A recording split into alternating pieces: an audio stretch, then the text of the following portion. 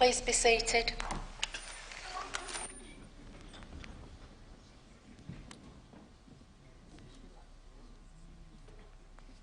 If any members wish to remove their jackets, they may do so.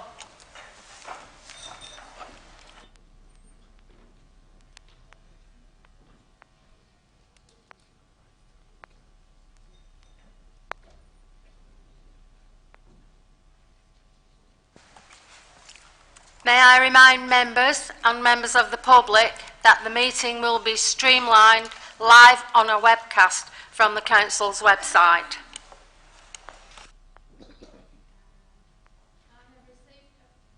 I have received apologies for absence from Councillors Dean, Hudson, Sheldon and Larkin.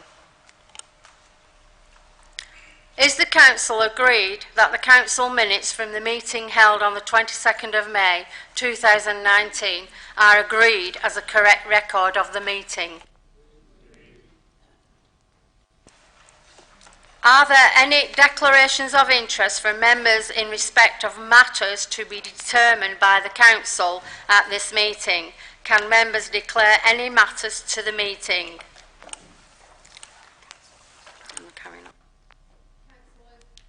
Councillors Marie Bashforth, Chauhan and Fida Hussain have a personal interest at item 8 due to their previous council appointment to my Care Board. Councillors Chris Gloucester, H. Gloucester and Gary have a pecuniary interest at item 8 by the virtue of employment, spouse employment with Greater Manchester Police. There will also be a form circulated around the chamber for members to complete if they have an interest.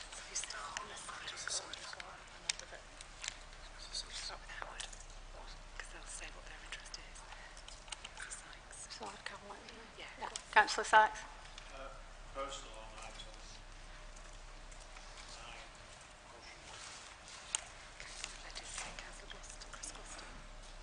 Councillor Gloucester. Thanks, Madam Mayor. As you said, item 8, but also personal and prejudicial in relation to item 9, administration motion 1. Hazel Gloucester. Excel is fair. The same. Thank you. Councillor Hall. Personal interest, item 9. Okay. Councillor Stratton. Sorry, sorry.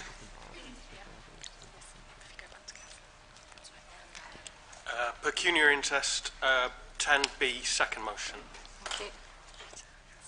Councillor Price. Councillor Bashforth. Madam Mayor, I'm not sure quite what the interest will be. I think it's a pecuniary, chair and director of my Care Board. Personal. Personal. Okay. Madam Mayor, item 9, personal, motion 1. Councillor Hamlet. Personal, item 9.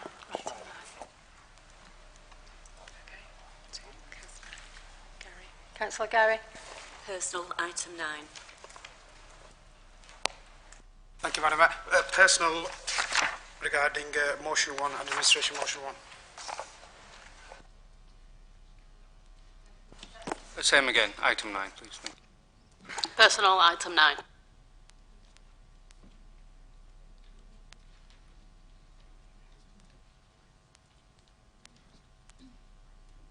There are no items of urgent business. I have not been notified of any communications. There are 2 petitions to note outlined in the report.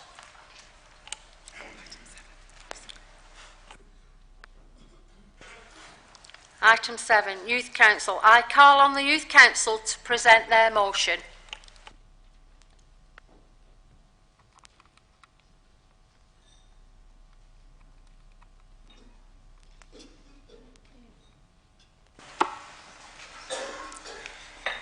In the year up to March 2018, in a report by the Office for National Statistics, analysis of knife crime figures showed that the number of fatal stabbings in England and Wales was at its highest level since 1946. with just less than 5,000 young people aged 10 to 17 cautioned or convicted of a knife-related crime, and a 45% increase in the number of people aged 16 to 24 that had been a victim of knife crime. It appears to be at epidemic levels. It must be mentioned as well that this is not a London-based problem, as suggested by some media. Thankfully, the report showed Oldham was not in the top 10 when looking at numbers of homicides per 100,000 population. However, other northwest areas were in the top 10 rankings of worst place for killings. In our 2018 Make Your Mark consultation, 2,167 young people voted to put an end to knife crime as their number one issue that needs to be tackled in Oldham. This was the top issue, coming higher than ending homelessness and equal pay for equal work. Given this was voted by our constituents, we have made this a priority. As such, Oldham Youth Council wanted to dig deeper into this issue, so used 10 forward surveys, going out into our communities to consult with young people to find out why they feel knife crime is an issue and what can be done to reduce it. Our surveys would suggest that most of Oldham's young people do not carry bladed weapons, but 14% of respondents did admit to having carried a knife.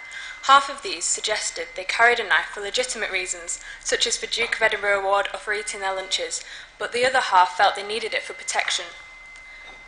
If this result is suggestive of the number of young people carrying bladed weapons, it would seem to be much higher than the number of young people cautioned or convicted, which represents less than 1% of the 10 to 17-year-old population. This survey responses also showed that nearly 40% of young people knew someone who had carried a knife. While this doesn't give an indication of levels of knife crime, it may suggest that young people who do carry knives or bladed weapons are happy to share this fact to brag or intimidate, which may lead to more fear in young people and a need for protection that they assume a knife brings. Those who don't carry knives were concerned that they could be arrested and that they could be injured by carrying knives. This would appear to show that current awareness and education is working for young people, but probably only for those who wouldn't pick up knives anyway. We as Oldham Youth Council have pledged to work with local schools and Oldham Council to help develop that training to keep getting the message across, but to also try and mitigate any fears coming from moral panics around knife crime. We wanted to flip the questioning on its head by asking why most young people do not carry knives. The biggest response was that young people didn't because they felt safe. This leads us to conclude that it is a perception of places being unsafe, rather than real lived experience, that leads young people to be carrying weapons. Therefore, we feel that work needs to be done with young people to challenge the misconception portrayed across the media that UK streets are dangerous. In working with young people to show that Oldham is a safe place to live, work and go to school, we would hope to challenge the minority of young people that carry bladed weapons and prevent others from taking up knives. Indeed, participants indicated that they felt their safety should come from adult support. Respondents asked for a higher police presence, not just to catch criminals but to engage the community. They suggested that organisations such as the police and local authority should work with young people outside of the classroom to divert them from any potential negative behaviours, but also engage young people to help them feel safe and present the perceived need to carry knives. They asked for support from organisations to provide places to go where they can receive help, advice and information, as well as alternative positive activities to dissuade them from involvement in knife crime. We as Oldham Youth Council recognise the benefits of young people engaging with adults, especially professionals, whose role it is to work with and support young people. Recently, the All-Party Parliamentary Group for Youth Affairs reported that the loss of youth services has contributed to the rise in knife crime. Plus, that youth work provides a safe environment and a qualified youth worker to build trust and de-escalate conflict. The report highlighted that those authorities where cuts to youth services were the largest had the biggest increases in knife crime-related incidents. We want Oldham to be a safe place for all. We want Oldham to ensure that all our children and young people are given every opportunity to grow up in a town where they can thrive and where they can reach their full potential. We recognise that young people need access to high-quality youth opportunities that enhance life chances, provide learning and development, and enable young people to become positive and active citizens. We propose that Oldham Council recognises that Oldham is committed to providing quality support and opportunities for all its young people, and we ask that Oldham Council carry out an overview and a scrutiny of current youth offers available across Oldham to ensure there is a broad range of high-quality activities available to all young people that are accessible regardless of where they live. Thank you. Thank you.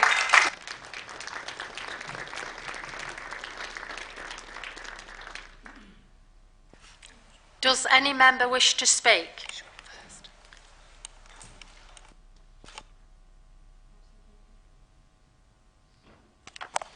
Thank you, Madam Mayor, and thank you once again to the Youth Council for bringing forward another motion which highlights such an important issue that affects young people right across the borough.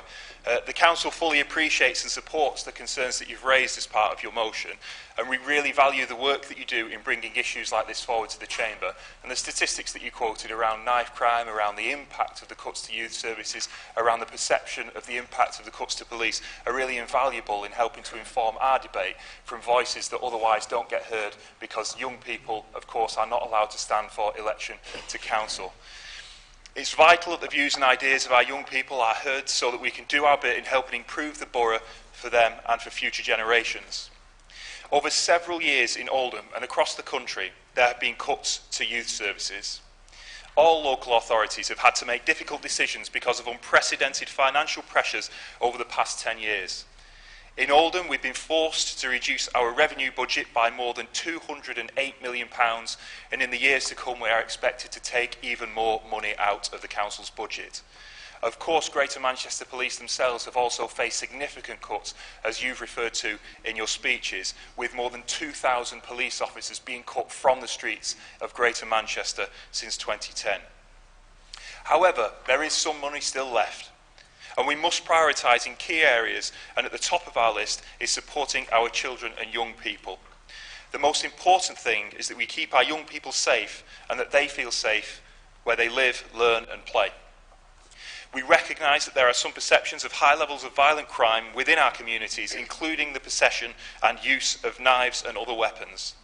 These perceptions impact on our young people, and this is evident within the national 2018 Make Your Mark consultation, where tackling knife crime came out as the top issue, not only here in Oldham, but across the country. Also, the Council carried out a consultation exercise ourselves as part of our Voice of the Child work with young people across the borough. Community safety overwhelmingly came out on top of the wish list for the Council and partners to tackle. Thousands of our young people have spoken, and we must not only listen, but act upon those concerns. Whilst having nothing to do is not a reasonable excuse for involvement in any type of antisocial behaviour or criminality, we do recognise that reduced prevention and diversion offer across Oldham may have had a negative impact on young people, as you've rightly identified. In recent years, we have seen a reduced youth offer, which has resulted in young people in some areas unable to build trusted relationships with youth workers and engagement workers where they live and socialise. We recognise and understand the importance of such workers as positive role models who can guide, mentor and support young people to be the best possible versions of themselves. However, it is important to recognise the current youth offer in Oldham is diverse and is delivered across a range of sectors and partners. As a local authority, we fund the youth service who deliver our valuable youth voice and engagement work, as well as employing a detached youth work team who work in our communities at evenings and weekends. In addition, we have a range of arts and culture opportunities, including Oldham Theatre Workshop, the music service and our library offer. The Council commissions a targeted youth offer delivered by Positive Steps, which provides a range of targeted services for young people, as well as supporting the Madlow offer, who deliver universal youth work provision in the town centre, as well as district and targeted programmes. We also have a strong voluntary, community and faith sector across Oldham who offer a range of youth opportunities, including youth clubs, volunteering, social action and arts opportunities. This also includes a wide variety of sports clubs and uniformed organisations such as the Scouts, Guides and Cadets. So, despite the cuts to youth services in Oldham, there is a strong base through our third sector, through religious and voluntary partners who provide services in Oldham. But we do recognise there is more that we can do as a council. At the end of your motion, you asked for an overview and scrutiny review of the youth service across Oldham. I think that my colleague, Councillor Shari, is going to go one better with the announcement that she'll make in her contribution to follow. Thank you very much. Thank you, Madam Mayor. And first of all, thank you to both Melissa and Hammer and the Youth Council for bringing this motion to Council tonight. I'm really pleased to announce that the leader has allocated me £100,000 of an investment as Cabinet Member for Social Justice and Communities into our youth offer over the next couple of years. Because unlike the government, this Labour administration appreciates that you are our future. And I think it's outrageous that the government has forced local authorities up and down across the country over a barrel to force us to make vital cuts to our services that we know have a detrimental impact on our society. But this isn't about building youth centres. It's about focusing on the areas where children and young people need us the most. It's also about reducing violence, the promotion of positive and respectful relationships, but it's also about tackling social isolation and mental health amongst our youth and raising the aspirations of our young people. But personally, for me, most importantly, I hope it goes some way in reducing the stigma that associates the rise of youth crime to actually what is, in some cases, just youth culture. I recall an incident where some residents had contacted the police and me about some young people going into the park with alcohol. The police showed up, asked these young people to move along, and when I actually spoke to them, it was just a group of young boys who just wanted to kick around a football, and because the weather was nice, had a few cans of beer with them. Now, to residents, that was antisocial behaviour, but to me, that was youth culture, and it reinforced how the lack of services for our youth have almost led, in some instances, for youth culture to be criminalised. The government, through its immoral policies, is making choices and decisions which are designed to create an acrimonious society. But we here in Oldham cannot allow this to continue. In addition to this investment, the local Community Safety and Cohesion Partnership, which is part of my portfolio responsibility, is reallocating its entire fund to this cause. A small team of youth workers will be employed to work alongside our detached youth team to support youth engagement, map and further develop the youth offer, and provide a youth work response with targeted groups of young people. This will include a £90,000 investment into the borough's 6 districts to develop and co-commission work with our young people. And part of the Community Safety Fund will be funding to supporting an increase in detached youth sessions, as well as providing Oldham Youth Council to further develop the consultation you've already undertaken. This will allow you to work with the Council to identify appropriate actions. This may be through potential campaigns, a youth conference, further consultation workshops, and awareness-raising activities. We'll continue to work with partners in the statutory, voluntary, community and base sectors to identify additional funding opportunities to further increase our youth services. But primarily, this commitment is one by a Labour administration here in Oldham that will not allow this government to fail our young people, but will instead, with your valuable input, will be youth services designed by Oldham's young people for Oldham young people. Councillor Chatterton. Thank you, Madam Mayor. Thank you to Melissa and Hammer for coming to present this motion. Thank you to the Youth Council as well. I know how much work goes in behind the scenes for these motions that come forward, and particularly with the Make Your Mark survey, which I read around knife crime. So thank you for that. I think this is one of the most important motions you could have brought to us as Youth Council. You're right to say we're in the middle of a knife crime epidemic. I think now deaths by people being stabbed at the highest rate since World War II in this country, which I just found unbelievable. And it shouldn't be allowed to happen in 2019 in a Western society, to be frank. But you're also right to say that this is not just a London problem, because obviously we have a very London-centric media. People, that is the presumption.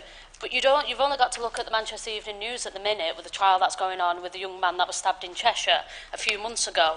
And the young man was under 18, and the two young men that are on trial for it was under 18, and nobody knows what happened. But for those people to resort to carrying a knife, grammar school educated young people, there's something obviously wrong in society if that's the way they want to go down. But the reality is, if it's a priority for the Youth Council, then it's a priority for Oldham Council.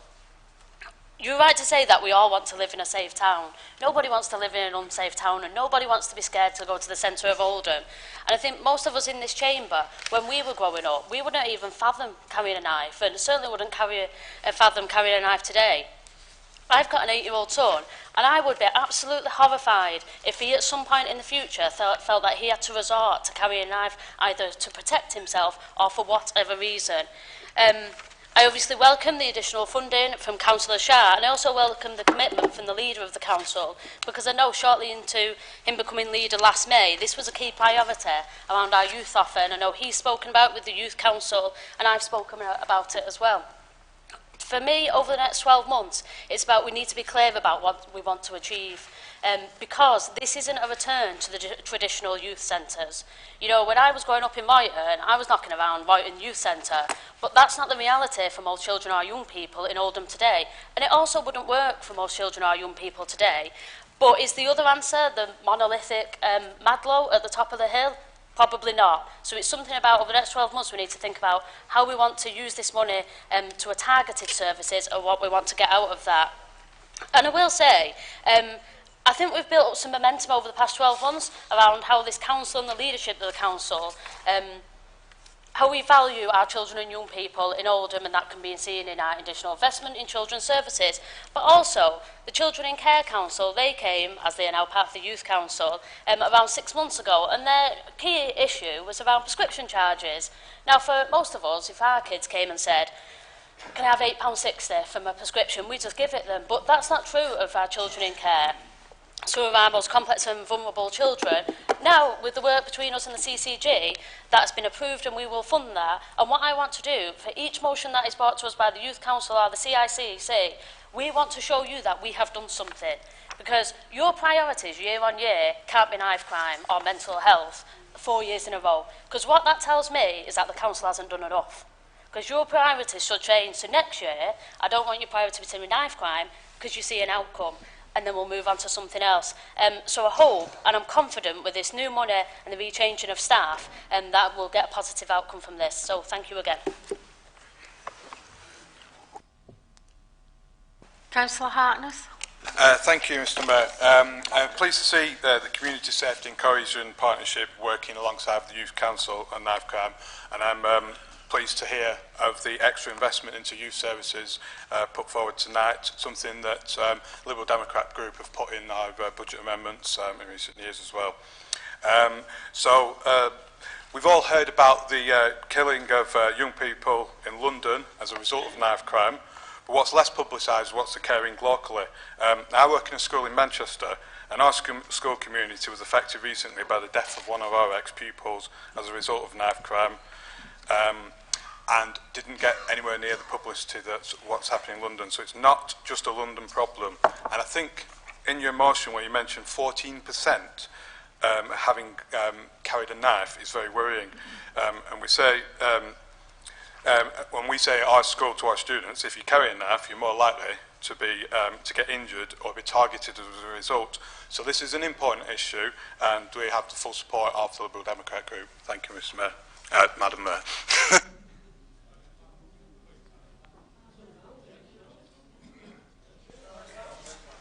Councillor Williams. Thank you, Madam Mayor. Madam Mayor, through you, Madam Mayor, the Youth Council, once again, Jodie, you can feel really proud of these two guys here.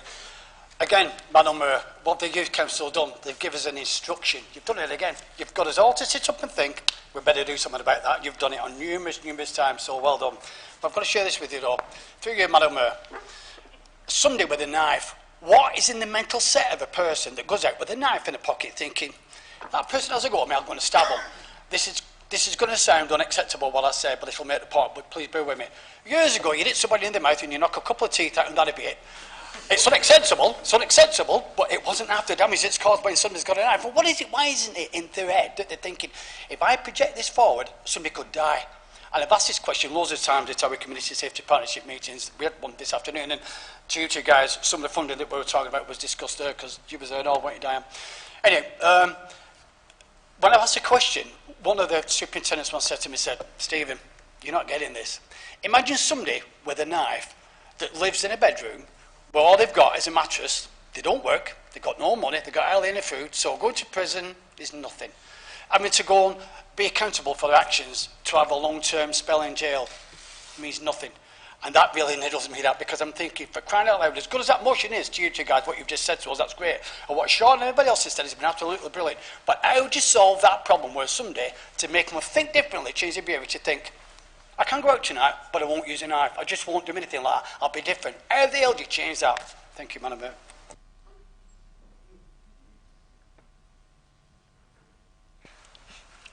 Is council minded to agree the resolution?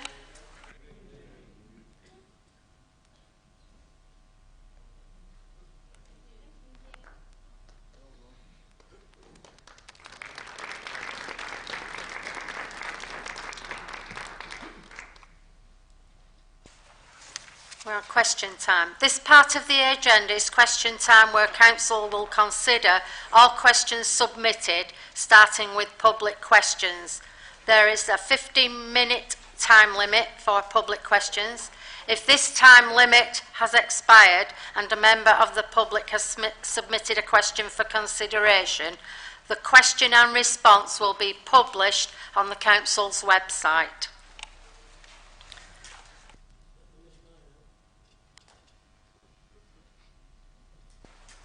The first question has been submitted by Oldham Peace and Justice. I call on a representative to ask the question. Thank you. Since July 2007, Oldham-based Ferranti Technologies Limited has operated a subsidiary of Elbit System, Israel's largest military company. It is based at Cairo House on Greenacres Road in Waterhead, 3 miles from where I live. Elbit Systems UK has licenses to export to Israel.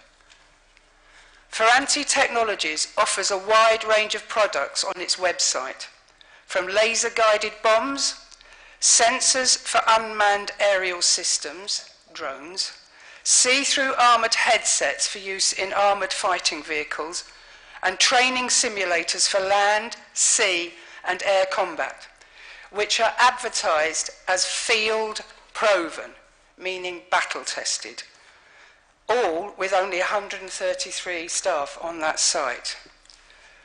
Whilst we appreciate that Oldham Council has limited power in this area, Oldham Peace and Justice wish to ask, is the Council aware if Ferranti Technologies Limited has supplied any of its wide range of weapons, etc., to Israel for use of attacks on Gaza?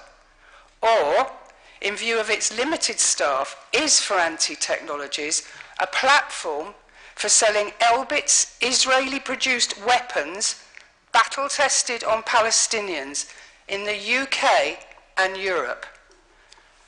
Secondly, will the Council support and encourage the transfer of Ferranti jobs to similar work in green technologies as part of your very creative green campaigns and perhaps your community-based campaigns, thereby saving local jobs and utilising the skill sets and technical expertise developed by the Ferranti workforce? And finally, will the Council back calls for an end to the two-way UK-Israeli weapons trade? You, councillors, are in a unique position to actually do something about this. Peace and justice offer, if you like, since we're big on offers. So we look forward to hearing your responses. Thank you.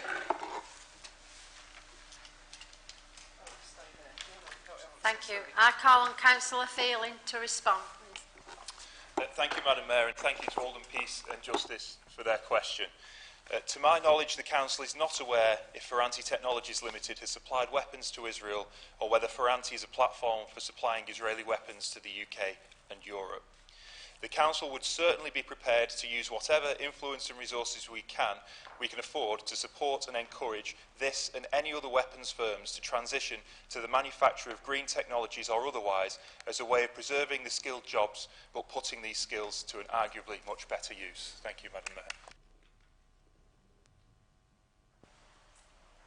The next question has been submitted by Peter Brown. I call on Mr Brown to ask his question.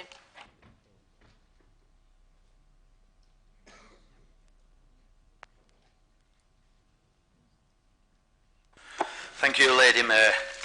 Question. By virtue of over 1,000 public signatures, will this council accept the urgent need for change in which when a member of the public makes a complaint against an elected councillor, no longer shall that elected councillor or this council misuse and abuse the Data Protection Act to cover up the truth from the public? That this has only led to the allowing of lies, deceit, collusion and cover-up, and a highly disregard by highly in being honest, open, transparent, which should be the fundamental principles of every council. By what time scale can we, the public, see a change in this council's one-way system of secrecy regarding public complaints? Thank you.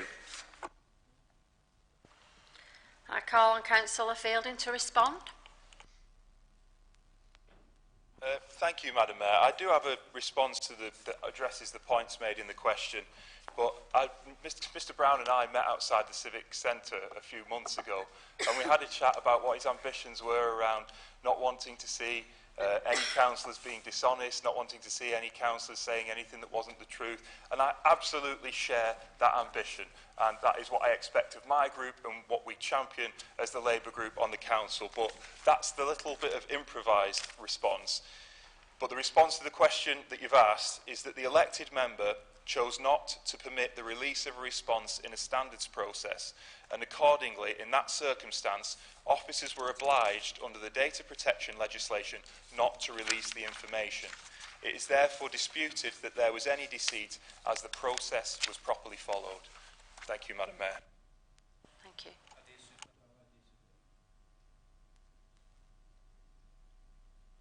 I disagree. I've asked politely to have a private word. You have got abuse of the Data Protection Act. Every councillor elected, his overriding duty is to us, the public. His overriding duty. And that should be paramount. And this has caused 2 years of disruption. 2 years.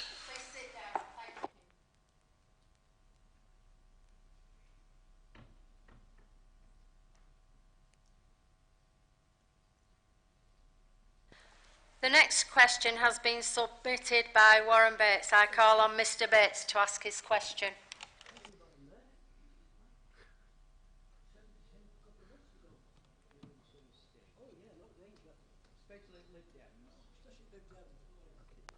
Good evening everybody, Remainers. Good evening, Remainers.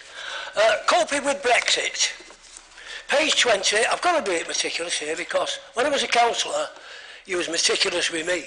So I'm going to be meticulous to you all, you Remainers in here tonight. That includes Lib Dems. Coping with Brexit, page 20, Council, 20th of March. Second question to the leader, whose, by the way, party is Remain. Part of the speech, page 21, it's here, page 20, if you want to get it. 70 years ago, this is only part of it, 70 years ago, the Western Allies had to overcome the Soviet military blockade, etc., etc. I don't want to go on with the rest of it, because I'll most probably bore you, because it's a Remainer. Mr Bates, here, that is not the question. Common sense that is has not yet the to prevail. Submitted. Here, and he says, here, common sense has yet to prevail against the bigotry, narrow-mindedness of little Englanders and the swivel-eyed loons determined to break faith with our European neighbours. And goes on to say this, it's frightening. Now, when I raised this, and it's all on YouTube, I was told by the council himself, the leader, Sykes, that I was wrong. I was wrong, he said, because the minutes would prove it. And the minutes have proved that I was right And he was wrong because he said here before he has accused the pro-Brexiteers of this. And I want an apology. I want an apology from the leader of the Liberal Democrats. I'm not mentioning bollocks to what you've got on your backs to Brexit. I won't mention that. That is disgraceful. And that is a deliberate attack against me and pro-Brexiteers. Thank you. Yeah, the mic, thank you.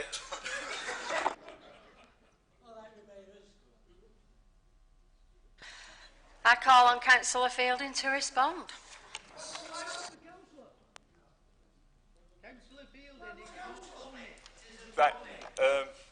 Thank you, Madam Mayor.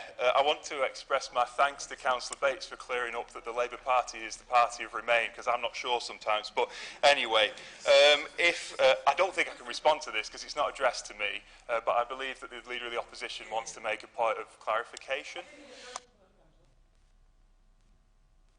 Yes, Madam Mayor. Under Procedure Rule 10.13, personal explanation, and if that's in order, Madam Mayor. So thank you, Madam Mayor, for giving me another opportunity to clarify what I very clearly meant in my question to the Leader of the Council at our meeting in December 2018. Can I also thank Mr Bates for asking this question, eventually, allowing me to further clarify any confusion that may have been caused to the good citizens of our borough. And it's not a short clarification, this, Madam Mayor, but it will be. I had the courtesy to listen to Mr Bates' question. I'm sure he'll have the courtesy to listen to the answer. Members will be aware that I responded to a nearly identical question to this one from Mr Charles Garrity at the March 2019 Council meeting.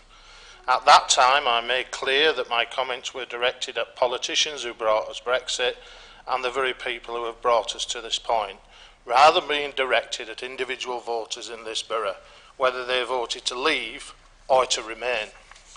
For the benefit of the question of Mr Warren Bates, a former UKIP councillor, I'm happy once again Mr. to Bates, clarify please be quiet. this matter and hopefully put this matter to bed, but I suspect not, and Mr Bates continues to demonstrate his bully boy tactics.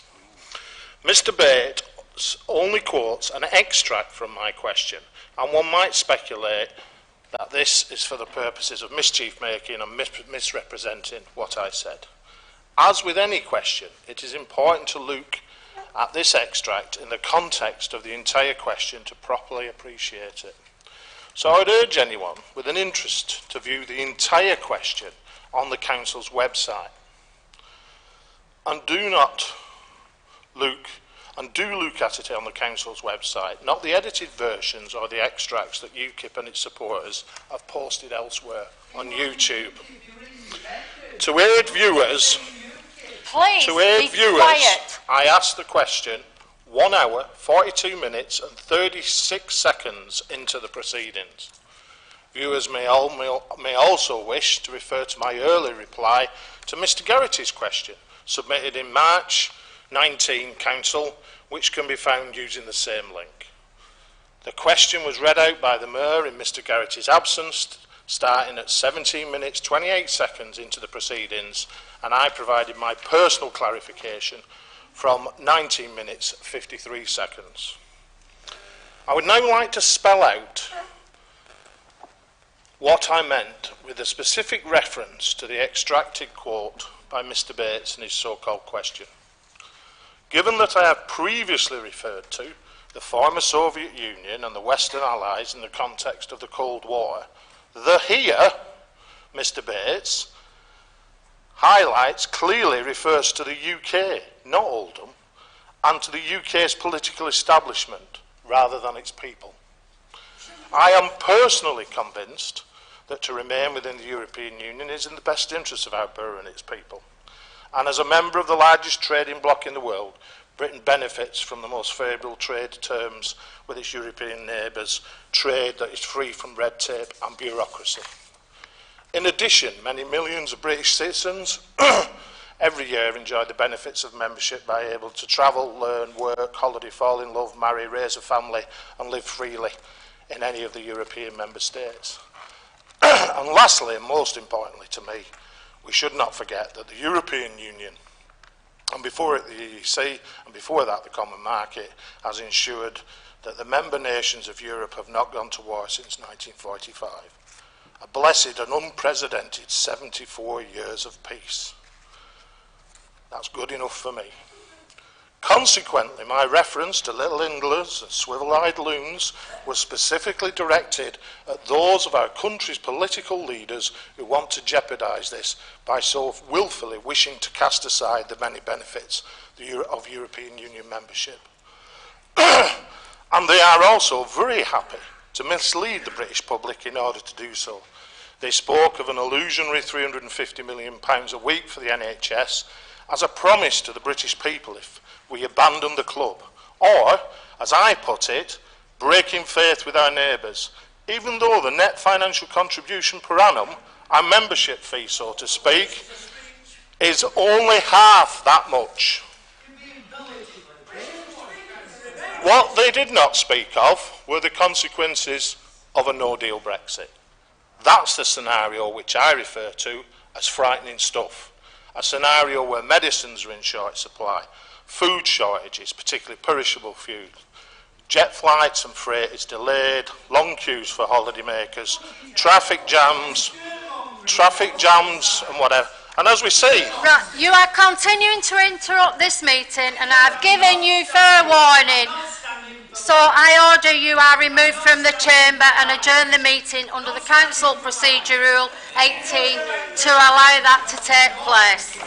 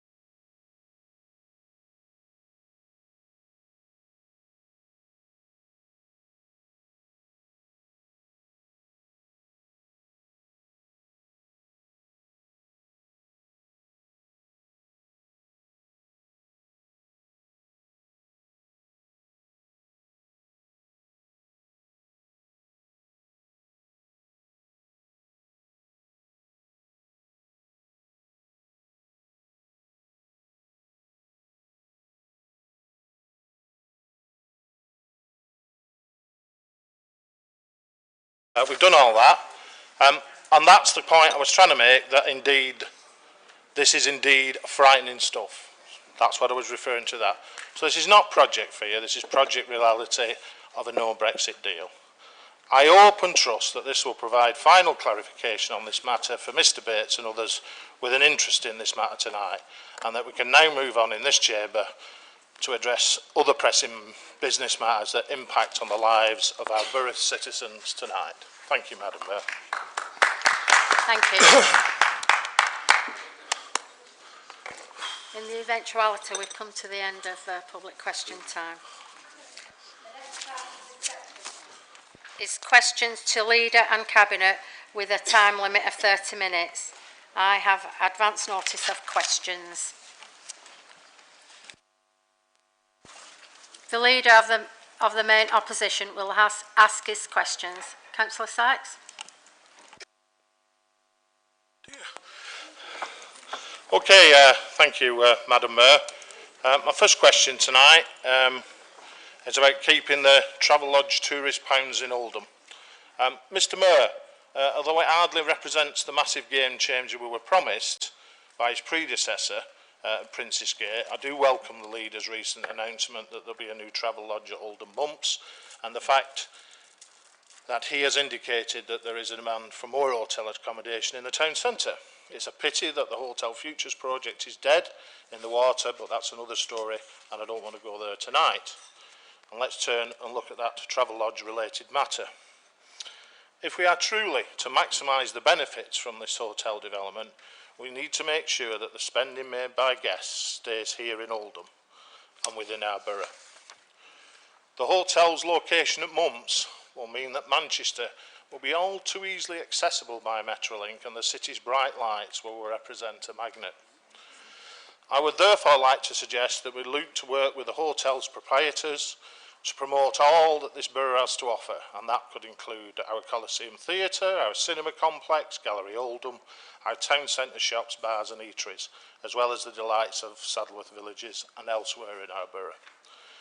Can the Leader tell me if you're prepared to look to work with the Town Centre Partnership and with our other partners in the leisure and retail industries to see if we can come up with a discount voucher scheme or some other similar incentives for hotel guests at both this and future hotels to keep their vital tourist pounds in our borough? Thank you, Madam Mayor. I call on the Leader to respond. Thank you, Madam Mayor, and I'm grateful to the Leader of the Opposition for welcoming the plans to open the new Travelodge with the Anchor supermarket adjacent to it down at Prince's Gate. Of course, the development looks quite different to how it was originally envisaged. But the reality is that the hotel and the new supermarket will be the anchor that drives change in the eastern gateway of our town centre. It will lead to more residential developments in Oldham town centre. It will lead to more hotel developments because there is significant interest to expand hotel provision beyond this Travelodge in other parts of Oldham. It will lead to new office accommodation, and it will lead to connectivity improvements which we have seen through the Growth Deal 3 to improve pedestrian and cycling linkages between the eastern gateway of the town centre and the rest of the town centre. Of course, he is correct to highlight that this sits on the Oldham Bumps Metrolink stop. But the Visit Oldham strategy on which my colleague, Councillor Martin Judd, is working will mean that it will not be a case of convincing people who happen to stay there to spend their pounds in Oldham. People will be actively choosing to stay there because of the attractions that we are promoting in Oldham, like those he mentioned in the Saddleworth Hills, the Coliseum Theatre, of which other neighbouring towns are envious, and the other regeneration projects that we have in the pipeline. I would argue that it will not be the bright lights of Manchester that will be attracting people who stay at this hotel. It will be the bright lights of Oldham that will be encouraging people to stay there in the first place. I'm absolutely committed to ensuring that every one of the people that stays in the 60-plus bed hotel down there at Oldham Mumps will be spending their cash in Oldham Town Centre and supporting the local economy. This will be a catalyst for change and a catalyst for the improvement that we need to see in Oldham Town Centre and have waited for too long. Thank you, Madam Mayor. Thank you. Thank you, Madam Mayor. Thank the Leader for his answer, and I'd share your thoughts about it as well in the sense of it being good news. Madam Mayor, my second question tonight relates to my concern for the environment and involves a practical proposal to make drinking water available to the public in the turn of the return of public water fountains. In the past, it was very common for municipal authorities and for individual philanthropists, been practicing that one all day, to provide drinking fountains, many very ornate, in public places. This enabled everyone to access clean, safe drinking water for free. And I'm sure many members will themselves have used them in the past. The one, for example, dispensing Buxton spring water in the centre of that town is especially noteworthy as one I've seen. I wonder though how many members here are aware that the practice has recently been revived by the Mayor of London, who last year, to his credit, established a drinking fountain fund with the support of capital water utility provider Thames Water. This will create new fountains, or, get this, rehydration points, as they know now if you're down with the kids. In additionally, 20 locations across the capital and thereafter on a rolling programme. Apparently Londoners drink an average of 175 bottles of water every year, so it's far better for them and for our environment to encourage them to fill up for free in a reusable bottle rather than using drinking or discarding single-use bottles. Many of them, as we know, end up in our oceans and the tragic impact they're having on sea life there. Citizens of our borough may not perhaps consume quite so much bottled water, but any attempt on our part to replicate what has been done in London would make a tangible, practical contribution to making our borough single-use plastic-free. Certainly places that would merit the location of such rehydration points in our borough would be any of our many beautiful parks.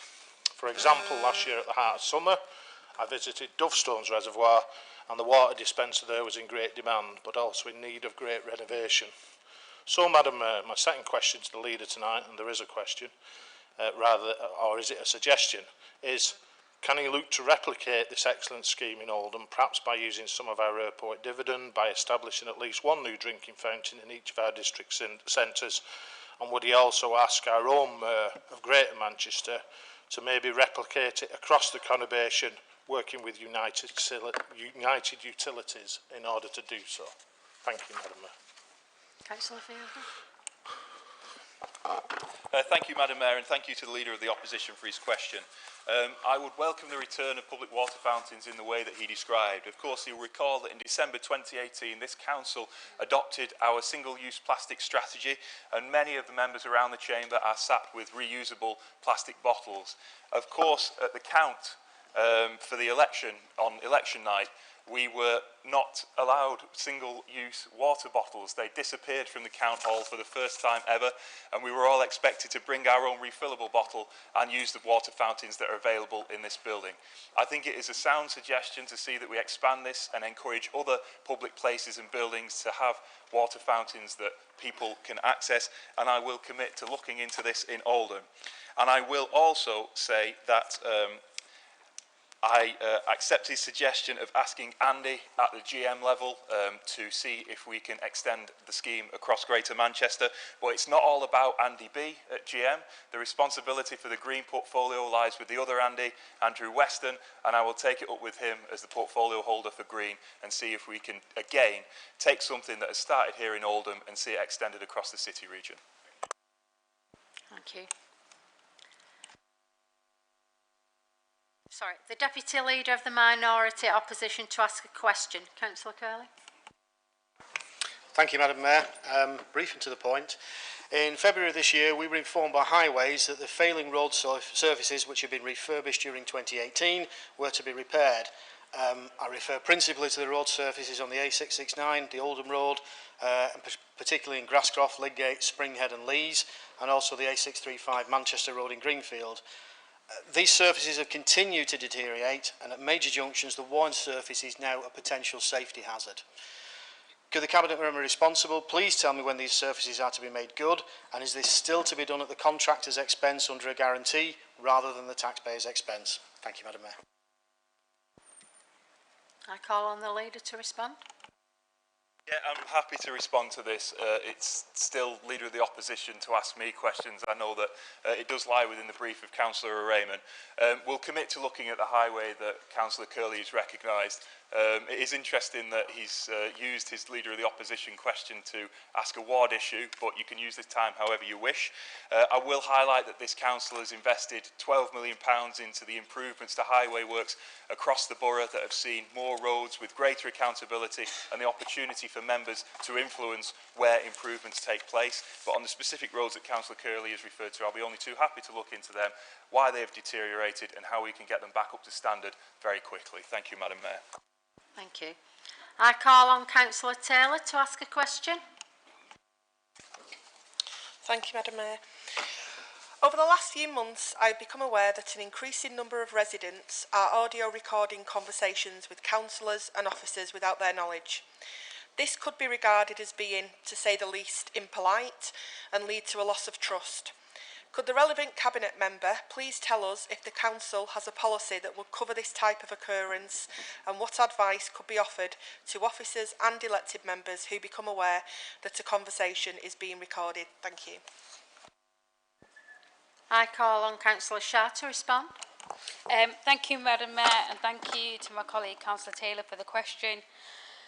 Unfortunately, the Council does not have a policy regarding the audio recording of conversations in the circumstances that you've described. I know it's really disturbing, but recording a conversation itself is not prohibited or deemed as a criminal offence.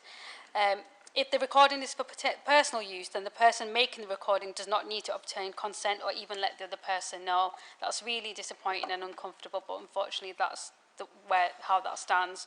However, if that recording has been shared without the consent of the participant, or if the recording was to be used in evidence, for example at court or a tribunal, then complex legal arguments might arise as to whether the recording would be admissible as evidence. In addition, if the recording is sold to third parties or released in public without the consent of the participants, then this could constitute a criminal offence. But the circumstances of each case would need to be considered on the case's merit. At all times, the Council endeavours to comply with the legislation and Information Commissioner's guidance on data protection. When an officer or member has concerns regarding a conversation that may have been recorded without consent, they should seek advice in the first instance from either the Council's Information Governance or Legal Service teams. I know it's not what you wanted to hear, but I hope it helps. Thanks. Thank you. I call on Councillor Moores to ask a question. Thank you, Madam Mayor.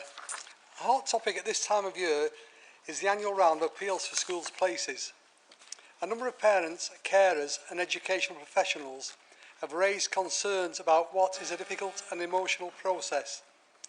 Could the Cabinet Member for Education tell this meeting how many appeals were submitted for secondary places, how many appeals were submitted for primary places, how many appeals both at primary and secondary were successful, how many schools will be exceeding their planned admission number due to pupils being admitted on appeal, what is being put in place to mitigate the impact on schools exceeding their planned admission numbers, and tell us how appeal panel members are recruited and what training they are given. Thank you. Thank you, Councillor Morris. I call on Councillor Mushtaq to respond. Thank you, Madam Mayor. Thank you, Councillor Moores, for your question. I think the nature and the fact that it is split into so many questions just highlights the complexity of it, so I'll just take them one by one. How many appeals were submitted for secondary places? 393 appeals submitted, 69 withdrawn, 313 heard to date, and there's still 11 ongoing. How many appeals were submitted for primary places? 123 appeals submitted, 30 withdrawn, 76 heard to date, and there's still 17 to hear. How many appeals both at primary and secondary were successful? 11 primary so far, 36 secondary so far, and both primary and secondary still have some ongoing. How many schools will be exceeding their PAN? All of them. Parents can only appeal if the school has reached its PAN. Therefore, any upheld appeals take them over PAN. And PAN, by the way, is planned admission number. What is being put in place to mitigate impact on schools that exceed their PAN? Additional funding to a school based on pupil numbers comes into play the session after the pupils are placed. If a school needs immediate support, then the LA can consider this using contingency growth funding, which is available from the dedicated schools grant. How appeal panel members are recruited and what training they are given. Panel members are volunteers which are found through governor meetings, word of mouth, and some are already panel members for other authorities. They fill out an application form. All are trained in school appeals legislation before sitting on panel. Training can be both internal and external and is undertaken a minimum of every 2 years. Our next internal training session is on the 4th of September. Thank you. Thank you, Councillor Mushtaq. I call on Councillor Garrett to ask a question. Thank you, Madam Mayor. Jean Purdy was the third member of the team that developed IVF, leading to the birth of Louise Brown at Oldham Hospital. But Jean is not remembered on the plaque commemorating this historic first. I welcome the efforts of the Cabinet Member for Health and Social Care to rectify this omission and ask him to update Council on the progress in getting her contribution recognised. Thank you. Thank you, Councillor Garrett. I call on Councillor Chauhan to respond. Thank you, Madam Mayor. Thank you, Councillor Gary, for your question. Let me start by saying on behalf of, if I could say, Health Authority, what is called now, our integrated system, we are really sorry, Jane, and we are really sorry, Sister Harrison, and to all the other female colleagues who contributed in that invention that we could not recognize you at that time. And we are sorry that we made wrong decisions, and we apologize to you. But what I'm really pleased about, that look, from 1977 to 2019, we moved on. Female chief executive. We got interim chief executive of Hospital Free, actually the same hospital where IVF was invented and Louise Brown was born.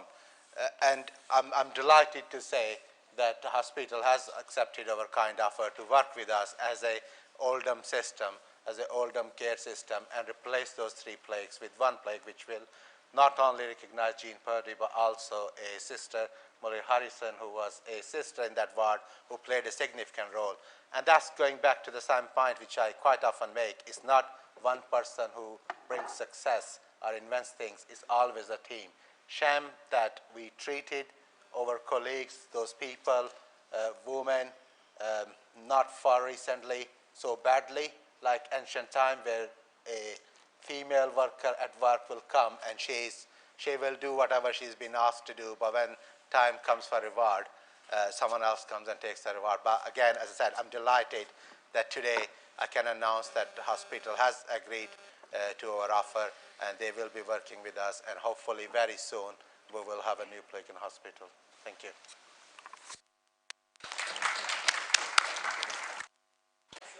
Thank you, Councillor Shah. Do we have a question from a Liberal Democrat group member, please? Thank you, Madam Mayor. Every year, Saddleworth, on Whit Friday, we have the famous Whit Walks and then the greatest show on earth, the band contests. The band contests are free events, and this has become challenging with some contests struggling financially. The district executives contributed £15,000 for these events, along with individual contributions from some councillors. The changes this council made by abandoning community politics and taking local funding away from local decision makers means that there is a real risk for the sustainability of the band contest. Will the Cabinet Member now guarantee they will fund this £15,000 shortfall and ensure that the band contest tradition can live on and not cease to exist by this short-sighted policy? Will he also pledge to fund the marshals at Dovestone to protect our moors? Thank you, Madam Mayor. That's a tenner I owe you now. Can the relevant Cabinet Member respond, please? Well, Well, when nobody else stands up, I guess it's for me to stand up, isn't it? There is no risk to the band contest or the marshals. I've seen all the scaremongering that's been going on in the Saddleworth Independent over the decision to disband district executives. The only reason there'd be a risk to the marshals and to the band contest is if the councillors up there don't pull a finger out and work together to fund them collectively in the same way that councillors in other parts of the borough can find the time to do. Thank you, Madam Mayor. Oh, that's me. Yeah, thank you.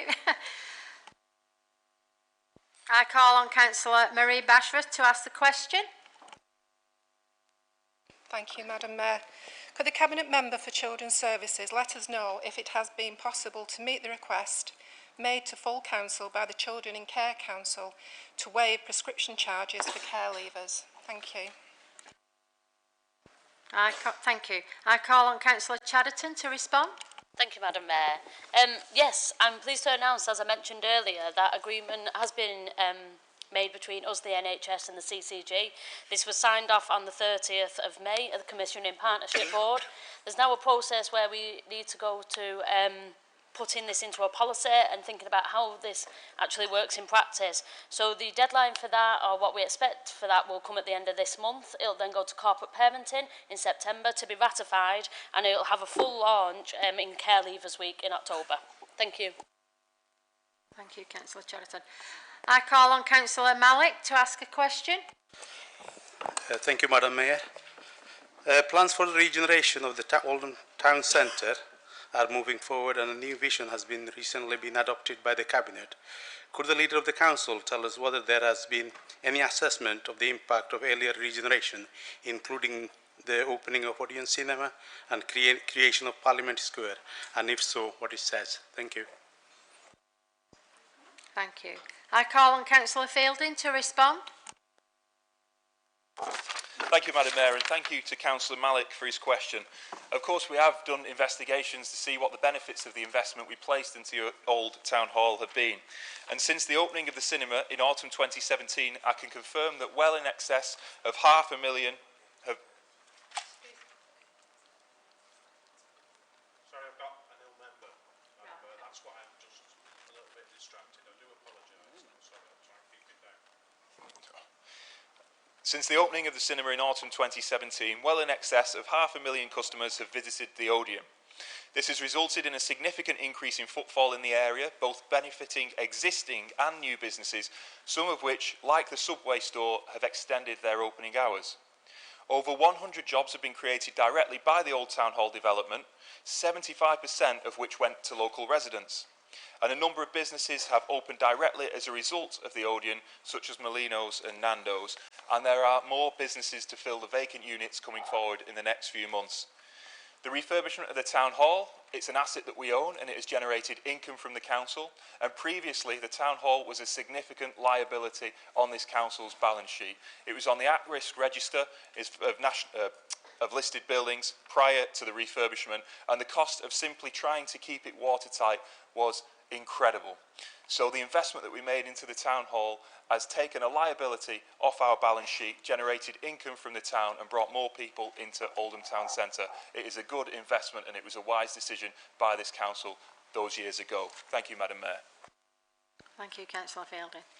I call on Councillor Davies to ask a question. Thank you, Madam Mayor. At PVFM, while scrutinising the budget for the 2019-20, I raised concerns about the loss of the Pro-Mobility scheme, which is a wheelchair rental and electric scooters for members of the public with mobility needs in the town centre. Because this is needed for an accessible town centre, it was agreed to look at the proposal. Could the Cabinet Member responsible please give me an update on progress in finding another partner to run this service? Thank you, Councillor Davies. I call on Councillor Chauhan to respond, please. Thank you, Madam Mayor. Over the 10 years, the Council had to find more than 208 million worth of saving, and we had to look at every service we provide, and unfortunately, these include the grants funding for the Pro-Mobility service. We recognize the wheelchair and electric scooter hire element of the service was valued by many of our town service visitors. Therefore, we approached the provider. Now, unfortunately, they could not deliver that service, and hence we have approached several other organizations about the opportunity, and there has been encouraging interest and viewing of possible accommodation. We are currently inviting applications to provide a wheelchair and electric scooter hire offer in Oldham Town Centre. Thank you. Thank you, Councillor Chauhan. Do we have a question from the Liberal Democrat group member? Thank you, Madam Mayor. I'll get it right. I had an issue raised in my ward that also equally applies in other parts of the borough regarding a safety camera that clearly does not work, as residents report that vehicles are driving through at high speed without it activating. The camera remains a visible deterrent, and as such I will keep its location private, although I have shared with the Cabinet member the location and correspondence between myself and Transport for Greater Manchester to assist. The issue is that DriveSafe have gone wholly digital, making wet film cameras for both speed and red traffic light sites obsolete. There is a programme of replacement, but it appears to be a slow process with no indication whatsoever of which sites have been upgraded or when, or also if they are likely to be upgraded.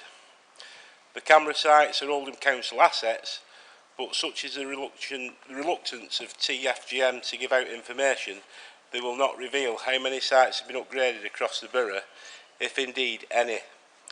Does the Cabinet member share my view that these sites are essential to deter drivers and subsequently prevent people being killed or seriously injured, and is she in a position to apply pressure upon TFGM to ensure that the wet film sites in our borough are upgraded as soon as possible?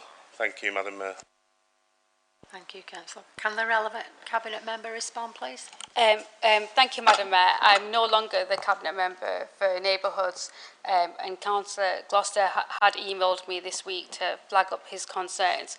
But unfortunately, the new Cabinet member is Councillor Atiko Raymond, and I'm sure he will take up your concerns and raise them where appropriate, but the responsibility doesn't lie with me anymore. Thank you.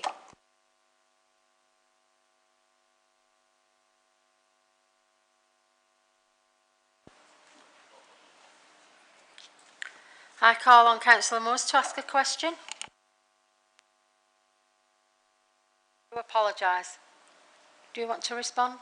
Can I thank Councillor Gloucester for his question, and I absolutely agree with him that these safety cameras are there for a purpose, and in the vast majority of cases they do serve that purpose.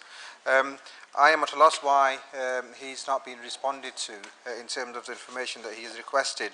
So perhaps when Councillor Shah or yourself, if you can forward me that email, I will promise that I will look into it and I will raise it at the TFGM if necessary, and let's see if you can address that concern that you have. Thank you.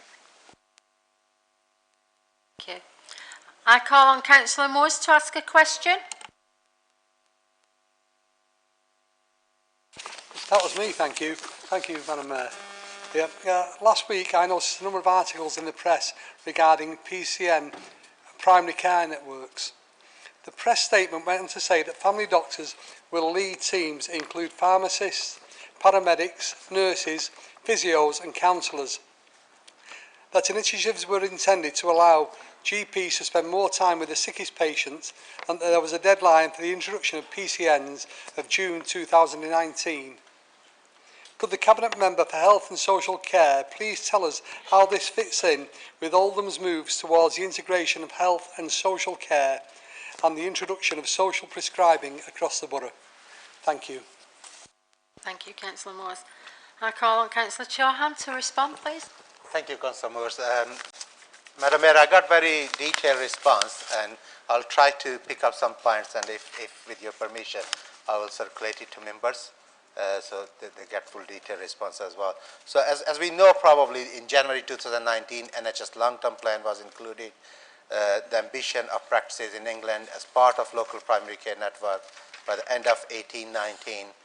And a primary care network is formalized group of primary care practices where 30 to 35,000 population of 55,000 population of practices come together and form a PCN.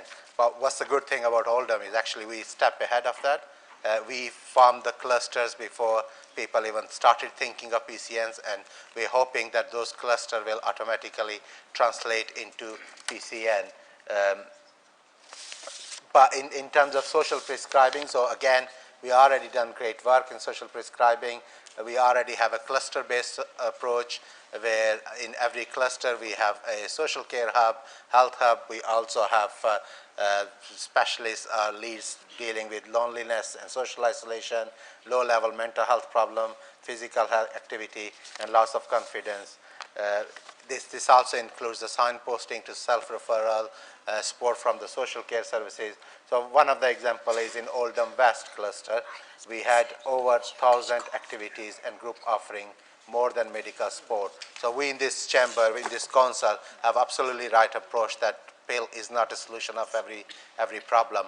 We will look at a person as a whole person rather than just trying to treat a single condition. But what I also will do is to circulate a detailed response to all members. Thank you. Thank you, Councillor Shaw. Sorry, I call on Councillor Jacques to ask a question. Unfortunately, due to time, this will be the last question. Thank you, Madam Mayor. I have a resident who lives near Hollywood Junction who is extremely concerned about the air quality during peak times, particularly between 4:30 and 6:30 in the evening when there's a lot of standing traffic. Can the Cabinet Member responsible for air quality inform us what actions are being done to improve this issue in Oldham, particularly in areas where there are high volumes of traffic?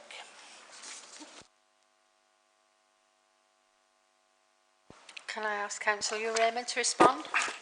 Thank you, Madam Mayor. And can I thank Councillor Jakes for asking a very pertinent question relating to air pollution and congestion on the roads around Oldham and particularly Hollandwood Junction. Pollution, Madam Mayor, from road traffic is linked to a wide range of serious illnesses and conditions. It contributes to over 1,200 deaths a year in Greater Manchester alone. Many local roads in our region have levels of harmful nitrogen dioxide which are above legal limits. The government has instructed us, with the other 9 local authorities in Greater Manchester, to take quick action to reduce nitrogen dioxide emissions, which are mainly produced by old diesel engines. Greater Manchester local authorities are working together with Transport for Greater Manchester to develop a clean air plan to tackle air pollution on local roads. And the key proposals are to introduce a clean air zone across the whole of Greater Manchester in 2 phases from 2021 to 2023. A multi-million-pound funding package to support local businesses, including sole traders, to upgrade to cleaner vehicles, and also to treble the number of electric vehicle public charging points. This council, in conjunction with Transport for Greater Manchester, has just completed a detailed conversation exercise with the public, and the responses are currently being analysed before the formal consultation on the detailed proposals begins in the autumn. Thank you. Thank you, Councillor Urena. The next part of this section is questions on Cabinet minutes. I call on Councillor Fielding to move and Councillor Shah to second. That Council notes that the minutes of the Cabinet are circulated. Move, Madam Mayor. Second, Madam Mayor. Do any members who are not Cabinet members wish to ask a question on the Cabinet minutes?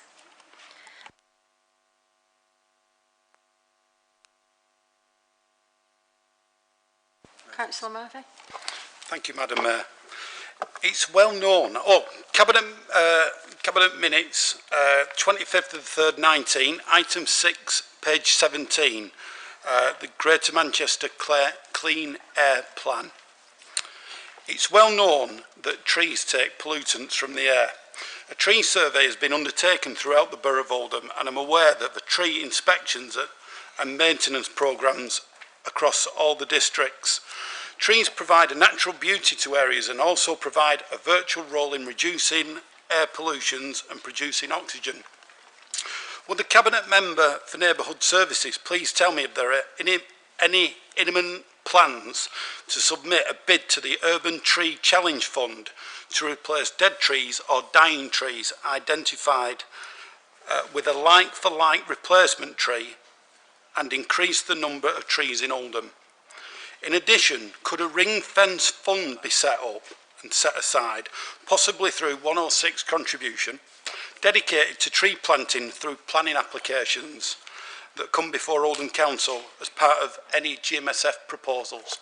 Thank you, Madam Mayor. Thank you. Councillor Raymond, to respond, please.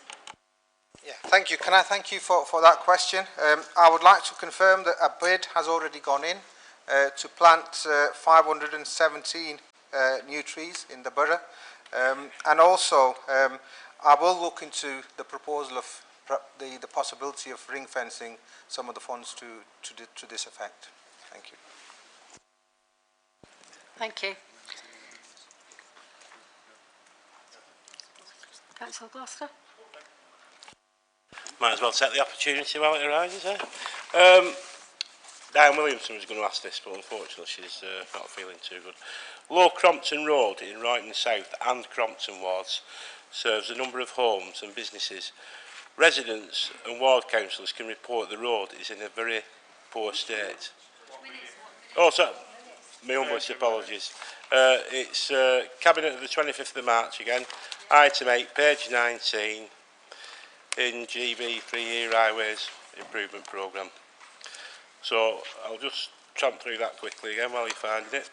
Low Crompton Road in Royton South and Crompton Ward serves a number of homes and businesses and residents. Ward councillors can report the road is in a very poor state. Highways continue to carry out plaster fixes.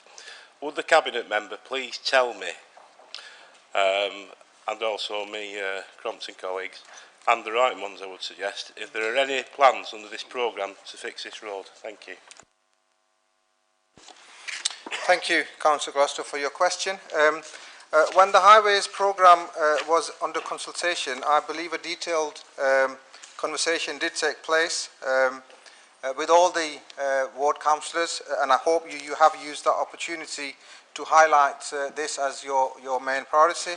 The 3 years programme, Madam Mayor, is online, so any member of the council can actually go on and have a look at the detail, but what I will do for you, Councillor Gloucester, is I will look at that and I'll let you know. Thank you. Are there any more questions for Cabinet? The final part of this section is questions on joint arrangements and partnerships. Please note I will call on the spokespersons where the council representatives for 2018-19 municipal year to move the minutes up as submitted. Greater Manchester Combined Authority, Councillor Fielding. Move, Madam Mayor. GM Health and Care Board, Councillor Fielding. Police and Crime Panel, Councillor Williams. Move, Madam Mayor. Authority, Councillor McLaren. Health and Wellbeing Board, Councillor Harrison. Move, Madam Mayor. GMCA and AGMA Executive Board, Councillor Fielding. Move, Madam Mayor. Mayo Care Board, Councillor Hussain. Oldham Leadership Board, Councillor Fielding. Do any members of the council have a question on the minutes?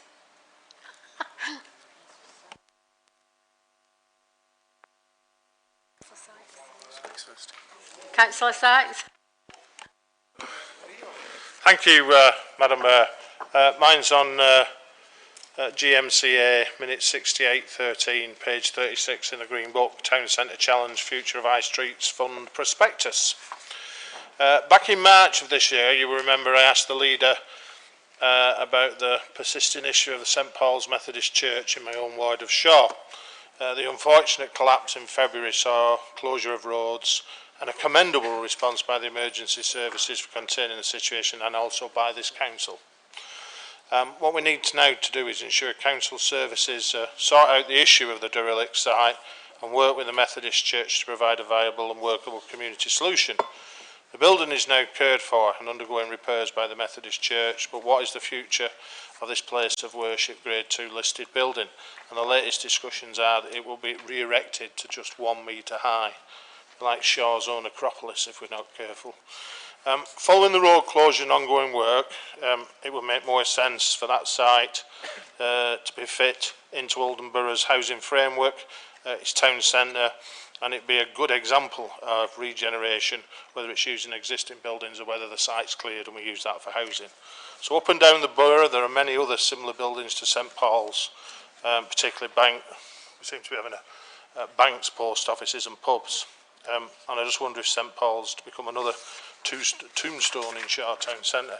The council left Shaw out of its phase 1 application for government finance Future High Streets Fund. I strongly feel the council does not take the issue seriously. Shaw will miss the deadline for the summer 2020 as well, and the subsequent regeneration provided by such a grant. Back in April, myself and Lib Dem colleagues were in contact with the Methodist Church and Historic England and have been informed the building will become safer as a result of that work. However, we are still to be left with yet another disused space in our community, and what is being done about the long-term future of St Paul's, or will money continue to be sunk into a pile of old stones, which effectively will continue to blight Shaw and Crompton, rather than being the vibrant site for hopefully new houses for young families and alike. Thank you, Mr Mayor.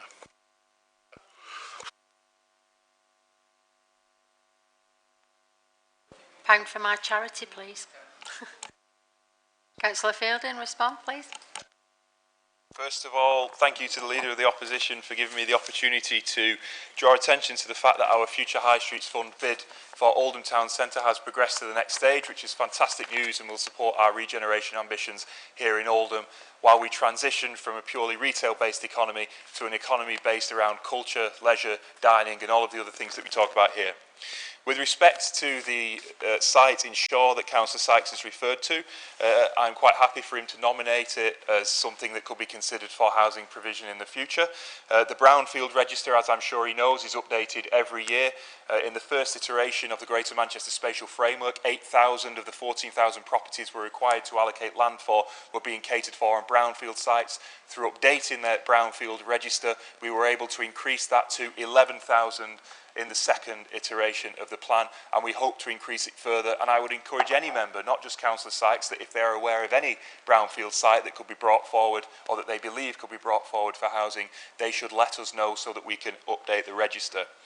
I've been assured by the Mayor of Greater Manchester, Andy Burnham, that the bid for the Town Centre Challenge that we have placed for Royton is not the only bid that will be available to us. Pending his re-election as Mayor of Greater Manchester next year, of course. There will be further opportunities for each borough to nominate further town centres in each of the local authority areas that can be considered for the Mayor's Town Centre Challenge Fund.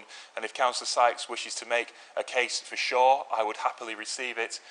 And then hopefully that, should it be successful, would have the benefits to the church site that he has referred to. Thank you, Madam Mayor. Thank you. Councillor Hamlet. Thank you, Madam Mayor. I'd like to refer to the GM Health and Care Board, HCB, 1719, page 82, taking charge, bullet point 8.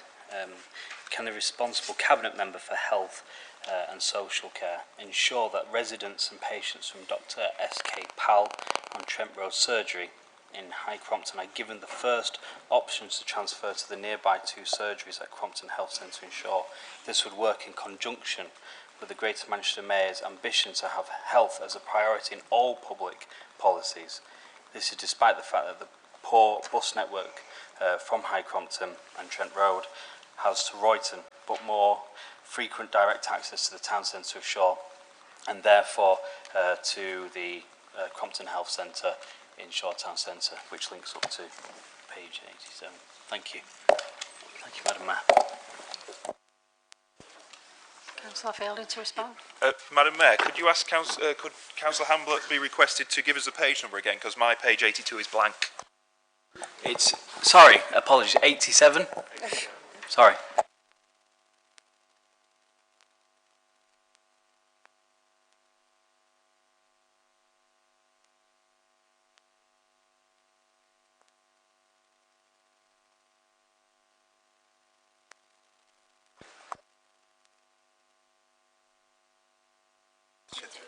I think, Madam Mayor, I think in the interest of moving the meeting along, we can commit to looking again at the question that Councillor Hambler asked and issuing a written response which we can circulate among all councillors. Thank you. Okay. Happy to do so, thank you. Councillor Al-Hamdini. Thank you, Madam Mayor.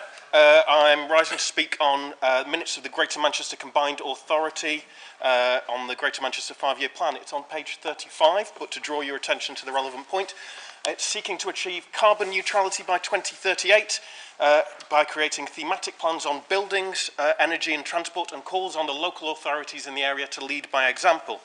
Now, in recent months, it's been drawn to my attention a number of substantial issues on rather major planning applications. On the Knowles Lane application, we've had information circulated to residents where there were missing dates or incomplete information about appeals or where to send appeals to. On the Hodgecliff application, original planning officer was recommending against.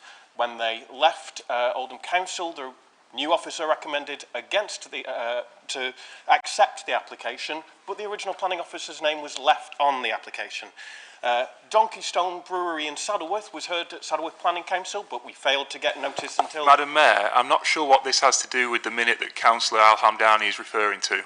If I can conclude the question and it get has to that. to refer to the Yes, to absolutely. The minutes. If we are unable to deliver on planning applications consistent due process, how on earth are we going to deliver a plan that achieves environmental issues through a thematic plan on buildings, energy and transport? What can be done about what's going on in the planning department?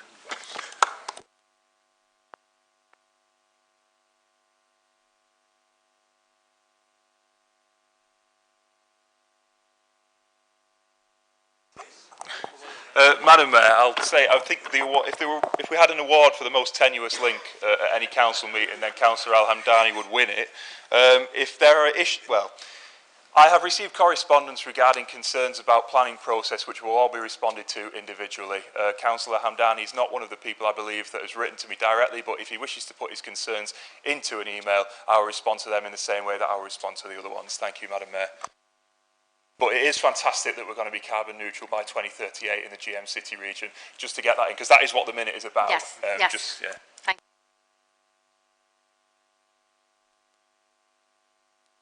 you. Are there any other members that wish to speak?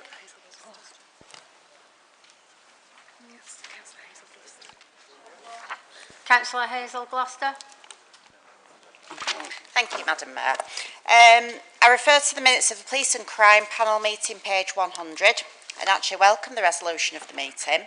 But following on from a previous question against those minutes in relation to conductors on trams, please can the relevant Cabinet member update us on what discussions have taken place, when and where, and when we will see conductors on our trams. The constituents of Shaw and Crompton who pay a higher fare than the majority of Oldham due to it now being a Zone 4 station don't actually expect preferential treatment, but they do expect to feel safe when using the tram network. Thank you. Thank you. Can the relevant Cabinet member respond, please? Yes, okay. Yeah, thank you very much, Madam Mayor. Thank you, Hazel, for your question. Madam Mayor, when we're finished, can we take observations as well, if you can, if time permits? Anyhow, let me just try and answer the question. Looking to try and get 50 is all together. The piece of work that went through the Police and Crime Panel, I think I sent it to all of you about how they're going to spend all that money, and there's a huge detail amount of work going into it all. And there's some view that by having conductors on, as Sean has said before in one of the previous council meetings, we'll love to have conductors on. And rather than having PCSOs on, the feeling's been that doesn't do any good, because the weight of attack that the amount of the PCSO isn't worth anything. So there's some work taking place to try and realise where the bobbers are going to be and how they're going to be placed. But that was only just started taking place, Hazel. But I will get back to you if there's any more that I can find out about that. Madam Mayor, still taking observations? No, this is just questions. No, sorry, there's been changes.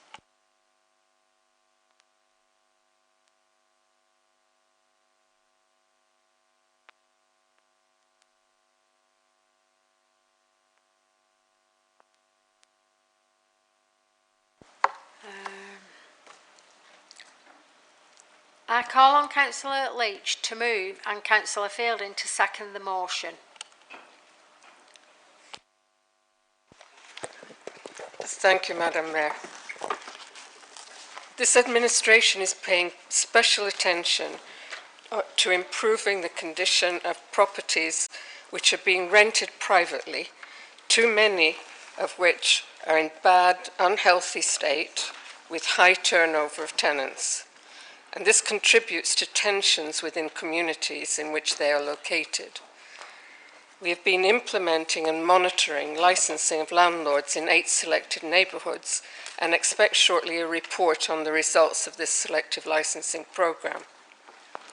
The short-term nature of many private sector leases does not provide incentives for landlords or for tenants to maintain properties in good condition and lead to frequent moves and unstable communities. A related factor contributing to churn in communities is the operation of Section 21 evictions. This process, introduced in the 1988 Housing Act, allows landlords to evict tenants with 8 weeks' notice without cause at the end of the term of the tenancy. Nationally, about 80% of renters on tenancies with fixed terms of 6 months or a year. And after this period has ended, the landlords can evict their tenants under Section 21 without cause.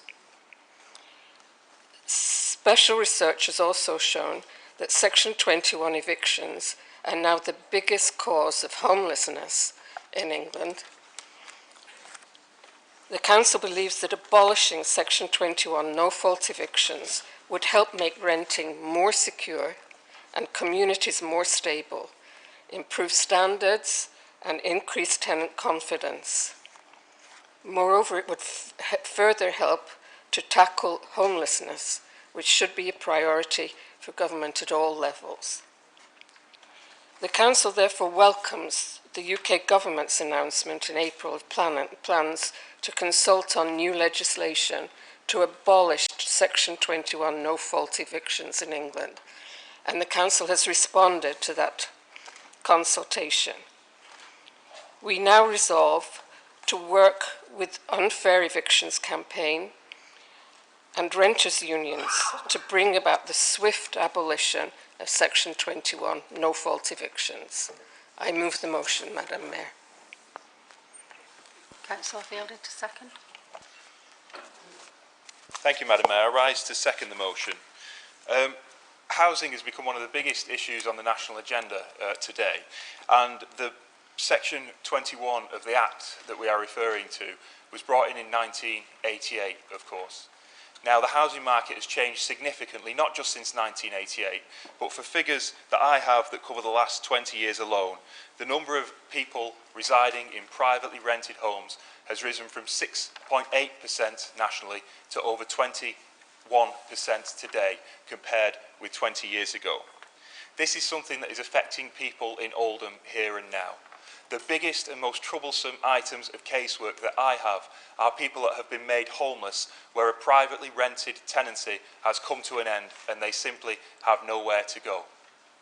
But the consequences of the ability of landlords to be able to terminate tenancies with very little notice and with no reason also manifests itself in so many other ways.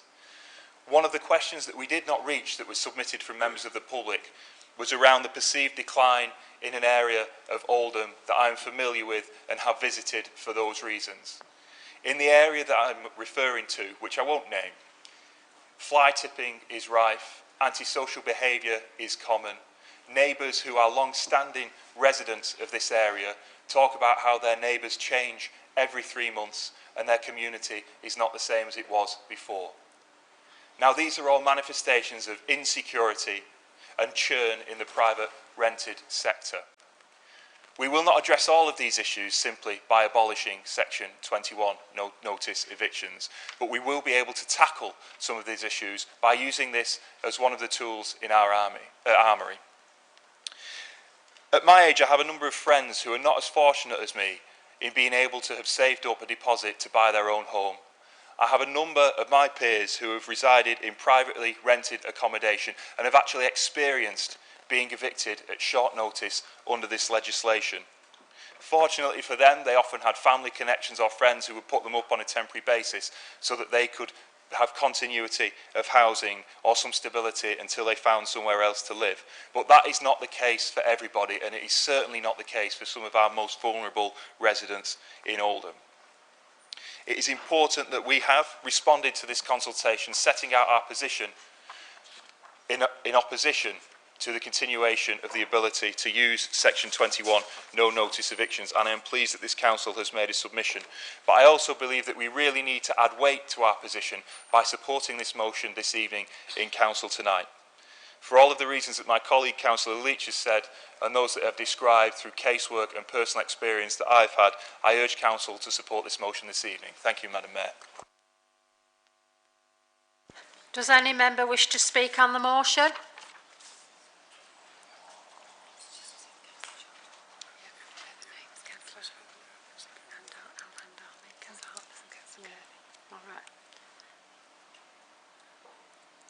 Councillor Almdami.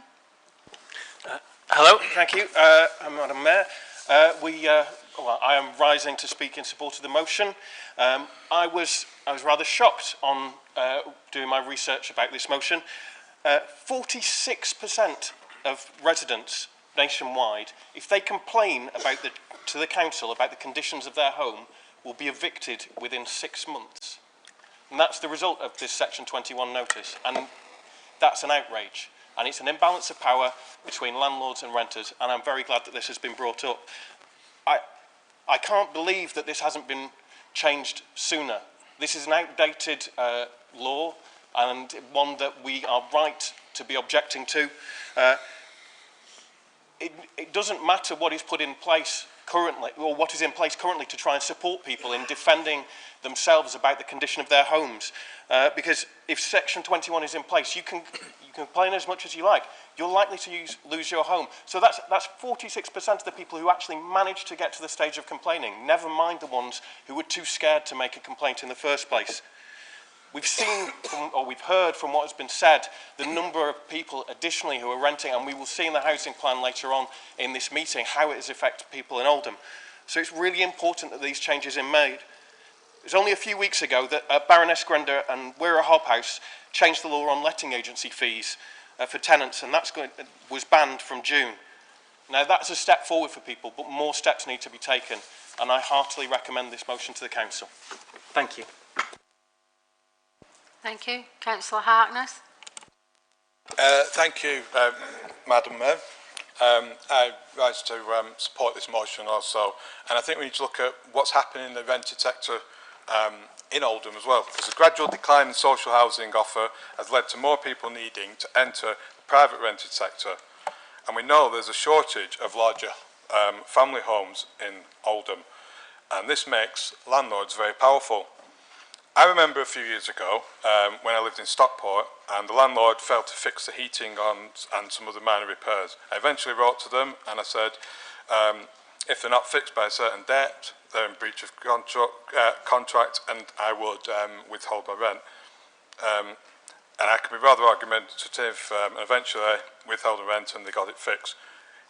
It often ends a lot worse for some people. The market was a little more competitive then too. So we now see that some landlords do maintain an adequate standard. If a tenants question an inadequate standard, if the tenants question it, as my colleague just said, they can be evicted for no reason, and that's often easier than actually addressing the problem. And this is clearly wrong. And also we can think about if a tenant loses a job, then finding landlord, if the tenant has lost their job, then finding landlords who will take people on with benefits is becoming more challenging.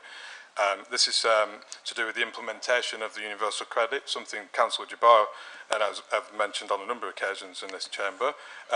So the issue then really is to the regular high turnover of tenants, and this is not a positive thing for the community engagement and a feeling of belonging. So in order to address homelessness, reduce stress and creating more security for tenants, this no-fault eviction needs to be abolished. So I support this motion. Councillor Curley.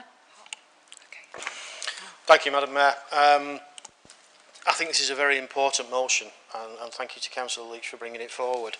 I do actually have some personal experience of this, and perhaps it shows the age gap between Councillor Fielding and myself, because he has friends who are in the private rented sector. For me, it's my children. And I actually have seen it that the private rented sector, because of issues like this, does create transient communities.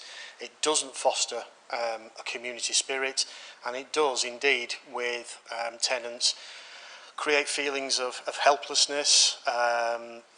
It undermines community safety, and I would wholeheartedly recommend, but as Councillor Philip Paul has pointed out, this is only one measure, it's only one thing we can do, and there's lots of other things. Great that we responded to the consultation, but as we know how slowly things happen at the centre, I would hope and expect that one of the biggest things that we said was this should be done as quickly as possible. We can't say that it will be done in 5 years' time. It needs to be done as soon as possible, and I would support this motion and recommend it to Council. Thank you, Madam Mayor. Thank you. Councillor Chatterton. Thank you, Madam Mayor. I'll be brief. This is such a multifaceted issue, because it's not just about Section 21, it's essentially about the whole state of the private renting sector in Oldham, in Greater Manchester and across the North West, because the reality is this is another example of where we are hit the hardest by the implementation of universal credit, our higher rates of poverty, the fact that we get people from say London boroughs that are moved up here because of the cheap property and the cheap housing, and what that does create, it creates transient communities, but also because we've not got enough houses in the borough for people to live in, people have to stay in substandard and squalid accommodation. That is not appropriate. But some of these people come to Oldham from outside, and they may be refugees, and they'll come from certain countries, and actually they don't see it as that bad. They think some of their accommodation is appropriate, but it wouldn't be appropriate for any of us to have our accommodation, our living space and our bedrooms to be infested with cockroaches where our children sleep, or for it to be damp and mould and cold. And I support this because I think landlords use this as a process whereby they know they've got nowhere else to go, so they will accept very substandard accommodation. And the statistic that was given, that 46% of complainants are moved out within 6 months, is absolutely unbelievable. But the way to fix this in so many ways is to improve our housing strategy. And obviously this is coming forward at the end of it. But in this country, we have created a perfect storm around housing at the moment. And I know this is a topical issue at the moment, but we have got to get a grip on this. We've got to get a grip on this as a council and as a combined authority, but as a country as well, because the reality is we have not built enough houses, and some of the houses that people are living in are not appropriate, and that means some of their landlords can take advantage of that. So I support the motion. Thank you. Thank you, Councillor Charity. Councillor Judd. Thank you, Madam Mayor. I rise in support of the motion. I want to give a brief account of one of the situations for one of my residents, who I'm going to refer to as Jackie. Jackie is on universal credit with 3 kids living in a 2-bedroom privately rented house. Nearly 2 months ago, she was served with a Section 21 notice and was told it's because the landlord wants to sell the house. Jackie did the right thing and went to speak to a housing advisor at First Choice Homes, now the Housing Option Service at Access Oldham. There she got her personal housing plan, a 3-page document which essentially says, keep bidding for council housing until you have to leave. At which point she'll have to go into a temporary accommodation or try and squeeze out another 6 weeks in the house by refusing to leave and going to court. These are both pretty stressful options. On one hand, Jackie's got a timer ticking down until her and her family are homeless, and on the other hand, she has to go to court and try and fight eviction, all whilst her kids are about to change schools. And this only happened because her landlord wanted to sell the house, but it could have been any reason, because under Section 21 you don't have to give a reason to evict. In the midst of a housing crisis, why on earth should we allow landlords to play monopoly with people's lives? A house isn't just an asset, it's a home, and a foundation block for people to build their lives around, and should be protected.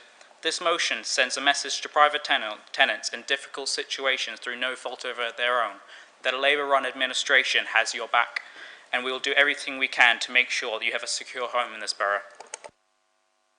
Thank you, Councillor Judd. Councillor Roberts.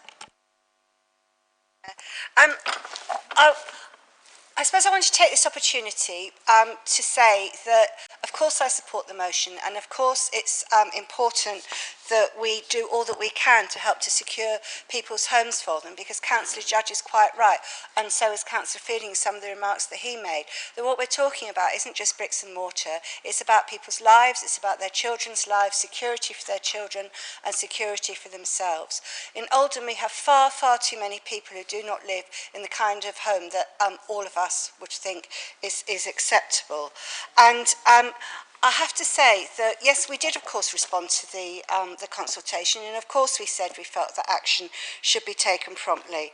We also responded to all of the consultations. There's been 60 consultations by this government on housing, and very, very little action as a result of any of this. I recently attended Housing 19, which is the big housing industry conference in Manchester a couple of weeks ago. The Prime Minister turned up to secure her housing legacy, I believe. So did James Brokenshire.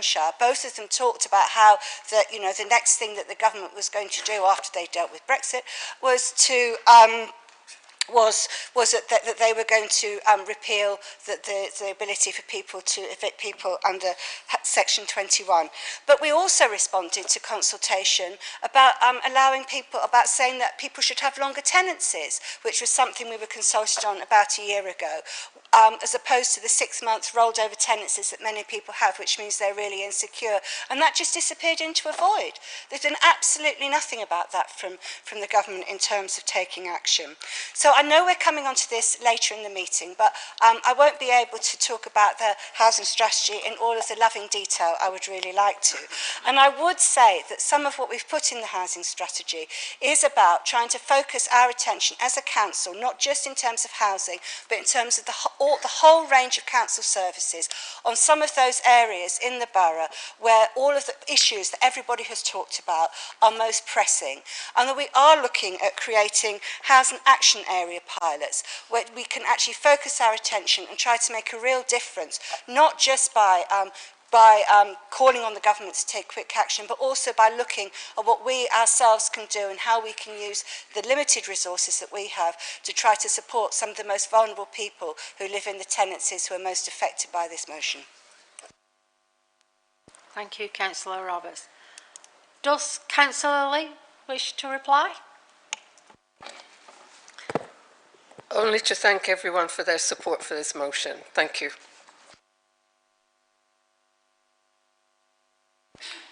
Does Council agree the motion? Those in favour?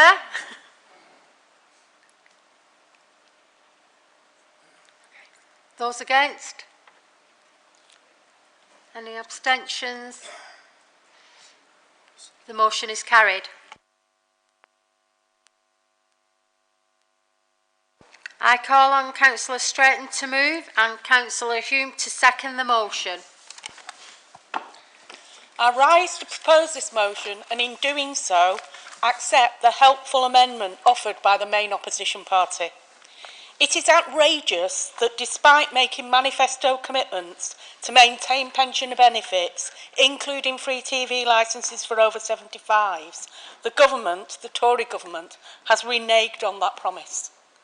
The government has shifted the responsibility for implementing this policy reversal to the BBC. However, to be clear, if the TV licence for over 75s is removed from June of next year, the blame should be firmly placed with the Tory government. Information freely available on the NHS website, a government website, says that hundreds of thousands of elderly people are lonely and cut off from society, and that this applies especially to those over the age of 75. This can lead to mental health issues, including depression. According to Age UK, more than 2 million people in England over the age of 75 live alone. And shockingly, more than 1 million older people say that they can go for over a month without speaking to a friend, a neighbour or a family member. Despite all of this, having had the decision shamefully shifted to them by the government, the BBC have decided that after the end of June next year, the free TV licence will only be available to pensioners over 75 in receipt of pension credits. A recent Joseph Rowntree report says that 1 in 6 pensioners are living in poverty and that this rate is rising. Furthermore, in the most recent government statistics for take-up of pension credits, and that's for 2016 to 17, only 6 out of 10 pensioners who are entitled to the benefit actually claimed it. And that's why I welcome the amendment proposing that as a council we do all in our power to increase the take-up rate of this benefit by all of those who are eligible for it amongst Oldham's older population.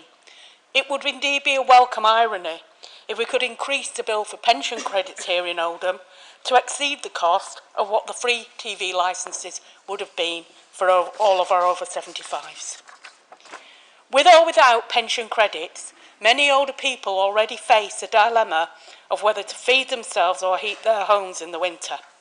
Against this backdrop, it is clear that the cost of a TV licence at £150.50 will be prohibitive for many, and as a result, countless pensioners will be without the benefit of TV, which for many is their only comfort and pleasure. This is surely not how we should treat our older population, many of whom started work at 14 or 15 years of age and have paid taxes and national insurance all of their lives. I urge everyone in this chamber to back this motion on behalf of all of the older people who live in their wards.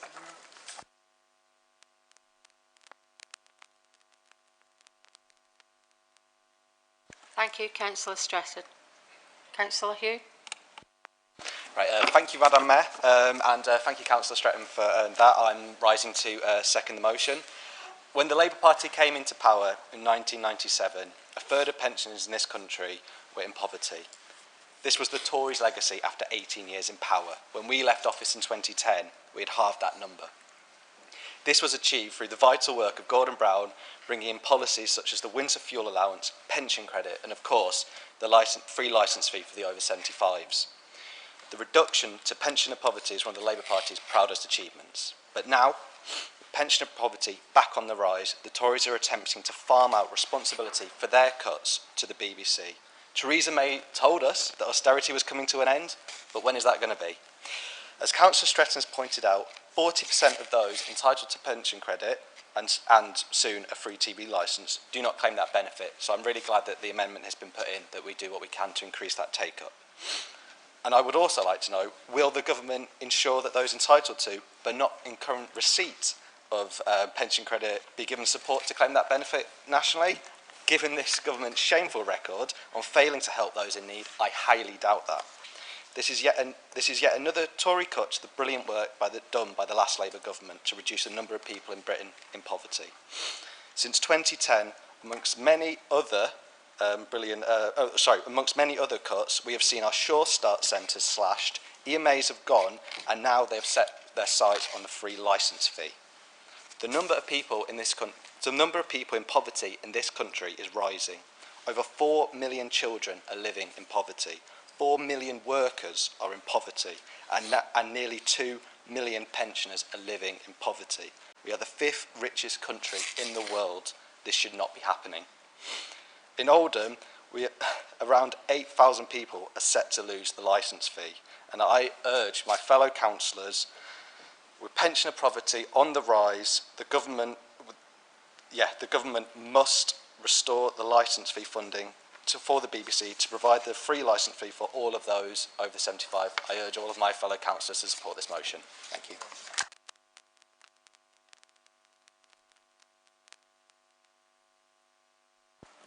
I call on Councillor Sykes to move under the Rule 8.3 in Councillor Williams' absence, and Councillor Hartness to second the amendment. The amendment's been accepted, Madam Mayor, so I'll just move it and reserve my right to speak, but I don't think I'll need to. I'll second it.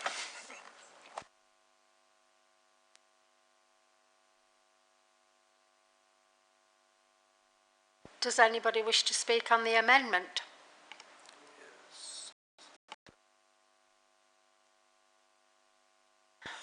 I'll get used to this button. Does Council agree the amendment?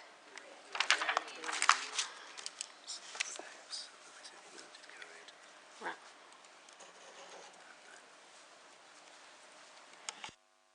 The amendment is carried. Does Councillor Stratton wish to reply? Only to thank the people who supported it, but I think are there still not people who want motion as amended?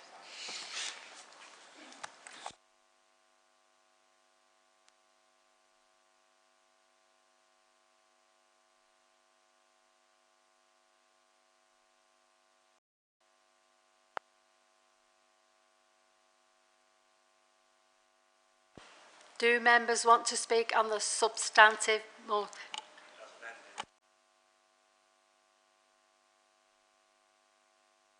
Democrats are trying to do so again. The licence fee is not the government's money to spend. It is the public's money, which should be used to invest in the BBC's content. The government are in effect forcing the BBC to make a decision to withdraw TV licences for over 75s. Yes, we need to challenge the government to reinstate the funding, but let's also increase the number of people eligible for free TV licences anyway by getting more people who are eligible for the pension credits signed up. That will mitigate the hit on more pensioners if the government do not change their mind. Thank you, Madam Mayor. Thank you. Councillor Raymond. Thank you, Madam Mayor. I rise to support this motion. Madam Mayor, it's ironic that the government's refusal to honour their own manifesto pledge and save free TV licence is so cruel. I'm calling on the government to rethink and change course immediately and urgently. The withdrawal of a free TV licence is part and parcel of the Conservatives' austerity agenda, which has weakened our social fabric and impacted the most vulnerable in our communities. Our social contract, Madam Mayor, whereby people who work hard all their lives are afforded comfort in old age, is being slowly but certainly unpicked. Free TV licence are a small but important part of that social contract. Taking them away will force older people into poverty and leave many more people feeling isolated and alone. Rather than standing by their manifesto promise and standing up for the dignity and comfort in old age, the government has taken that away from them. Now a little history lesson, and I had to amend my speech because I was going to say that some people in this chamber might not be old enough to remember, but the youngest member has referenced that, so I will not say that, but it was over 20 years ago when the Labour government, as part of their robust package of reforms to support our pensioners and boost their quality of life, introduced this. This universal benefit was a result of a long campaign to show our oldest pensioners society's appreciation. Some 4.5 million people over the age of 75 benefited from these free licences. Now, despite their manifesto promise of 2017, the government had already set the stage for the concession to be cut. So I'm asking, through this motion, that the Tory government to reinstate their funding to BBC to allow for free licences for all 75. I support this motion, Madam Mayor. Unfortunately, there's no more time left for anyone to speak, and I'm giving Councillor Stratton the right to reply, please. Just to thank everybody for their support. Thank you.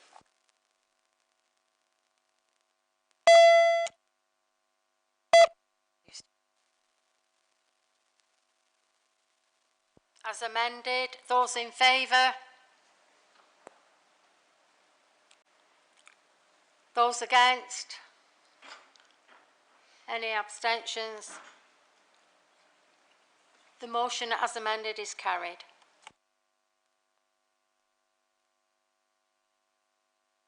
I call on Councillor Sykes to move and Councillor Hamdani to second the motion.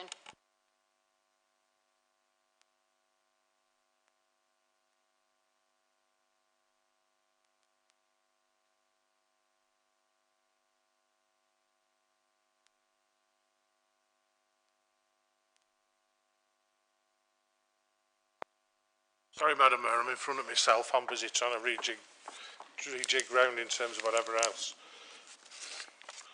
I rise to propose the motion about the UN Sustainable Development Goals. And I hope people have had time to read it and maybe do a bit of research around it. In September 2015, 193 world leaders met in the United Nations General Assembly in New York to adopt 17 Sustainable Development Goals. In short, these goals seek the eradication of extreme poverty and hunger, to provide improvements in public health, reduce infant and maternal mortality, achieving better educational outcomes, a rise in gender equality, friendly international cooperation and an environmentally sustainable green future for our planet and our home. Things, most of that we've touched on already here tonight, and who couldn't, or I would challenge you, sign up to wanting that. The United Nations aim to achieve the ambition articulated in their 2000 Millennium Declaration by creating a more peaceful, prosperous and just world by 2030. We must do that too, and Oldham Council needs to play its part, and I'll tell you why. A recent report by Philip Anderson, a UN expert in extreme poverty and human rights, said that the UK is failing to provide equality to its citizens. I think, and it's been referenced already, it's appalling that in our country, close to 40% of children are predicted to be living in poverty by the next 2 years. 16% of people over 65 live in relative poverty, and millions of those who are in work are dependent upon various forms of charity in order to cope and feed their families. It's appalling when you think we're the 5th richest country in the world. I think the Council and its members will agree with me that as a cooperative council, passing this motion will go a long way in confirming our message to the people of Oldham Borough that we do care and we are trying to make sure we hand our planet over to the next generation in a better state than we found it. We must be sustainable in all our actions and all our practices.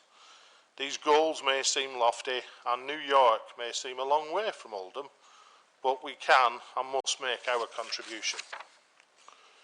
In a world threatened by increasing climate change, we have seen an increased instance of fierce fires on our local moors, meaning that we should all now redouble our efforts to ensure that the preservation of our natural environment is placed front and centre when we consider our actions, whether as a citizen or as a public body.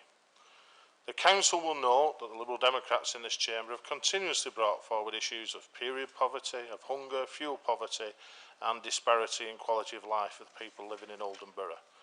We must act now and address all 17 points in this motion to give people a voice and illustrate that the Council works for them. As Leader of the Opposition, I want to know what the Council has been doing to resolve these life-dictating issues and issue a full report with the assistance of the Health, Overview and Scrutiny Boards and to tackle the root problem at the heart of our communities. Finally, I would remind members that in 1948 the National Health Service was established by a Labour government following findings from the Liberal-led Beveridge report. It encouraged the necessity of a safety net for all, and the government responded and acted. As a council, it is our responsibility to act together on this, do our bit, and enable a more peaceful, prosperous and just home for all, both here in Oldham Borough and to make sure we play our part globally. Please support the motion, Madam Mayor.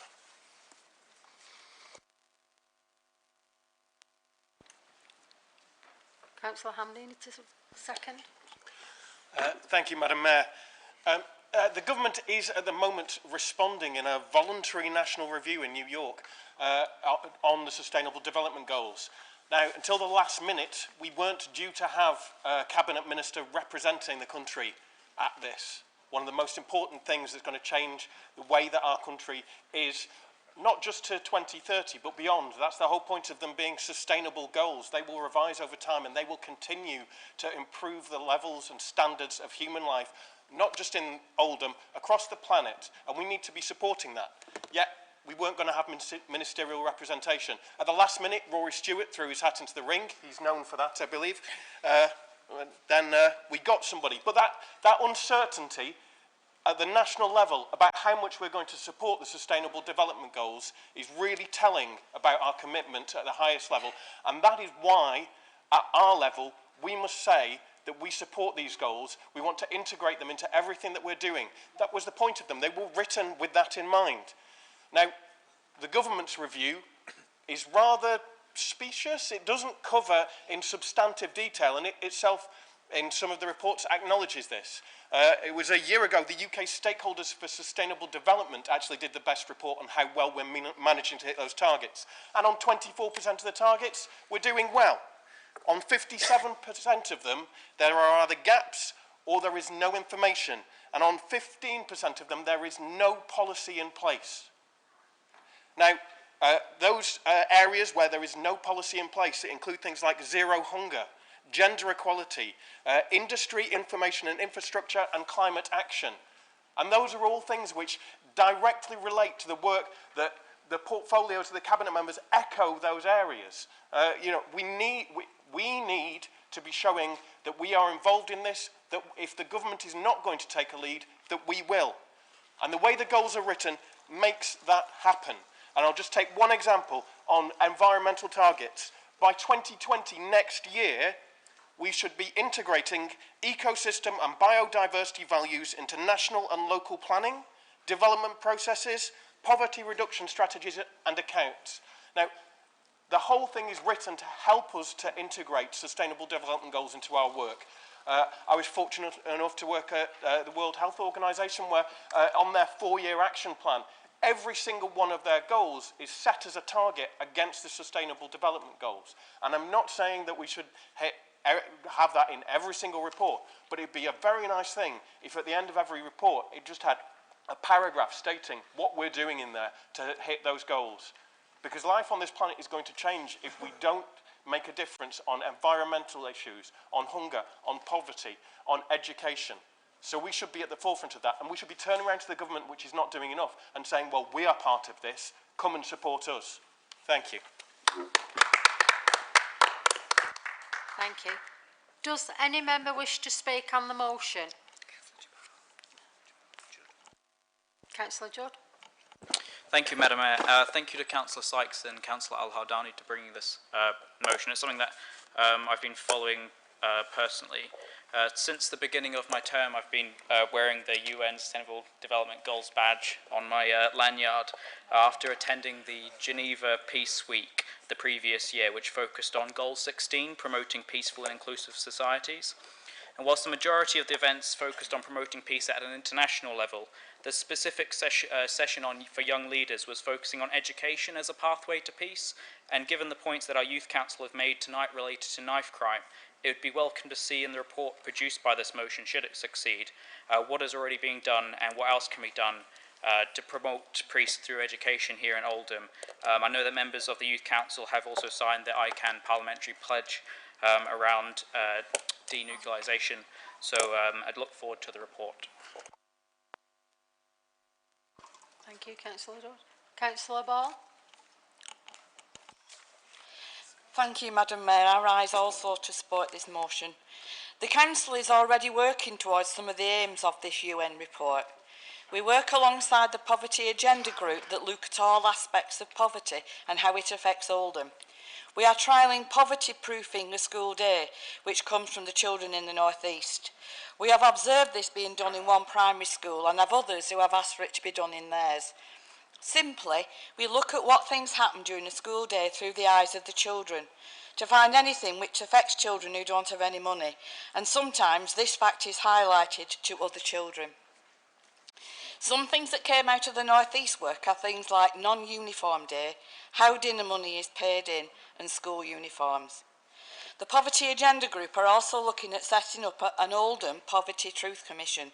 And if you want to know what happens here, look at the excellent Leeds one, which is online. We support our local food banks and have, with the Oldham one of the best in the UK. This really is not something that we should be proud of. We should have no need of food banks. Boris Johnson boasted the other week that he'd set up many food banks in his constituency, not something to brag about. The Oldham Food Bank provides for, on average, 150 clients a week, of over half our families. May was a quiet month, apparently. 660 people received food. Many of them received more than one voucher worth of food. One voucher provides for 3 days of food for each individual. Some families have received up to 15 days of food in this month. Dreadful figures. Work is being done to see how we can supply for the food bank in the event of a no-deal Brexit. We also have a tremendous asset here in the Council with our War Home initiatives. It helps so many people who are suffering from food poverty. We have many local community groups who have set up growing hubs. It is imperative that we continue to support these, as much of the food provided by the food banks is not fresh, and fresh food is needed for a healthy diet. We are also supporting groups who are helping us with holiday hunger. But we are very lucky in Oldham in that our residents are massively involved already in supporting residents who are struggling, and we should be very proud of them for the time that they commit. We are looking to work alongside our community health nurses and teams to improve people's lives, doing whatever we can with an ever-decreasing public health budget and ever-increasing numbers of families who find themselves in crisis. Oldham used to be advertised as the town in the country, and if you fly over it, you can see why. It's got loads of green spaces, and hopefully in our local plan, we can work with our communities to utilise these. On Top Shoulder, we have a great piece of land called the Millennium Green, which gives residents places to walk, listen to birds and view the wildlife. On Durka, we have the second largest park in Oldham, which is well used by residents, but there are many ideas to improve this, again working with residents. I agree that this issue should be looked at by ONS, but we also need to consult with our residents, as I am sure that they will also have many ideas and want to support us in this endeavour. Thank you. Councillor Jabbar. Thank you very much, Madam Mayor. Really important motion, and I thank the colleagues on the other side for bringing it here today.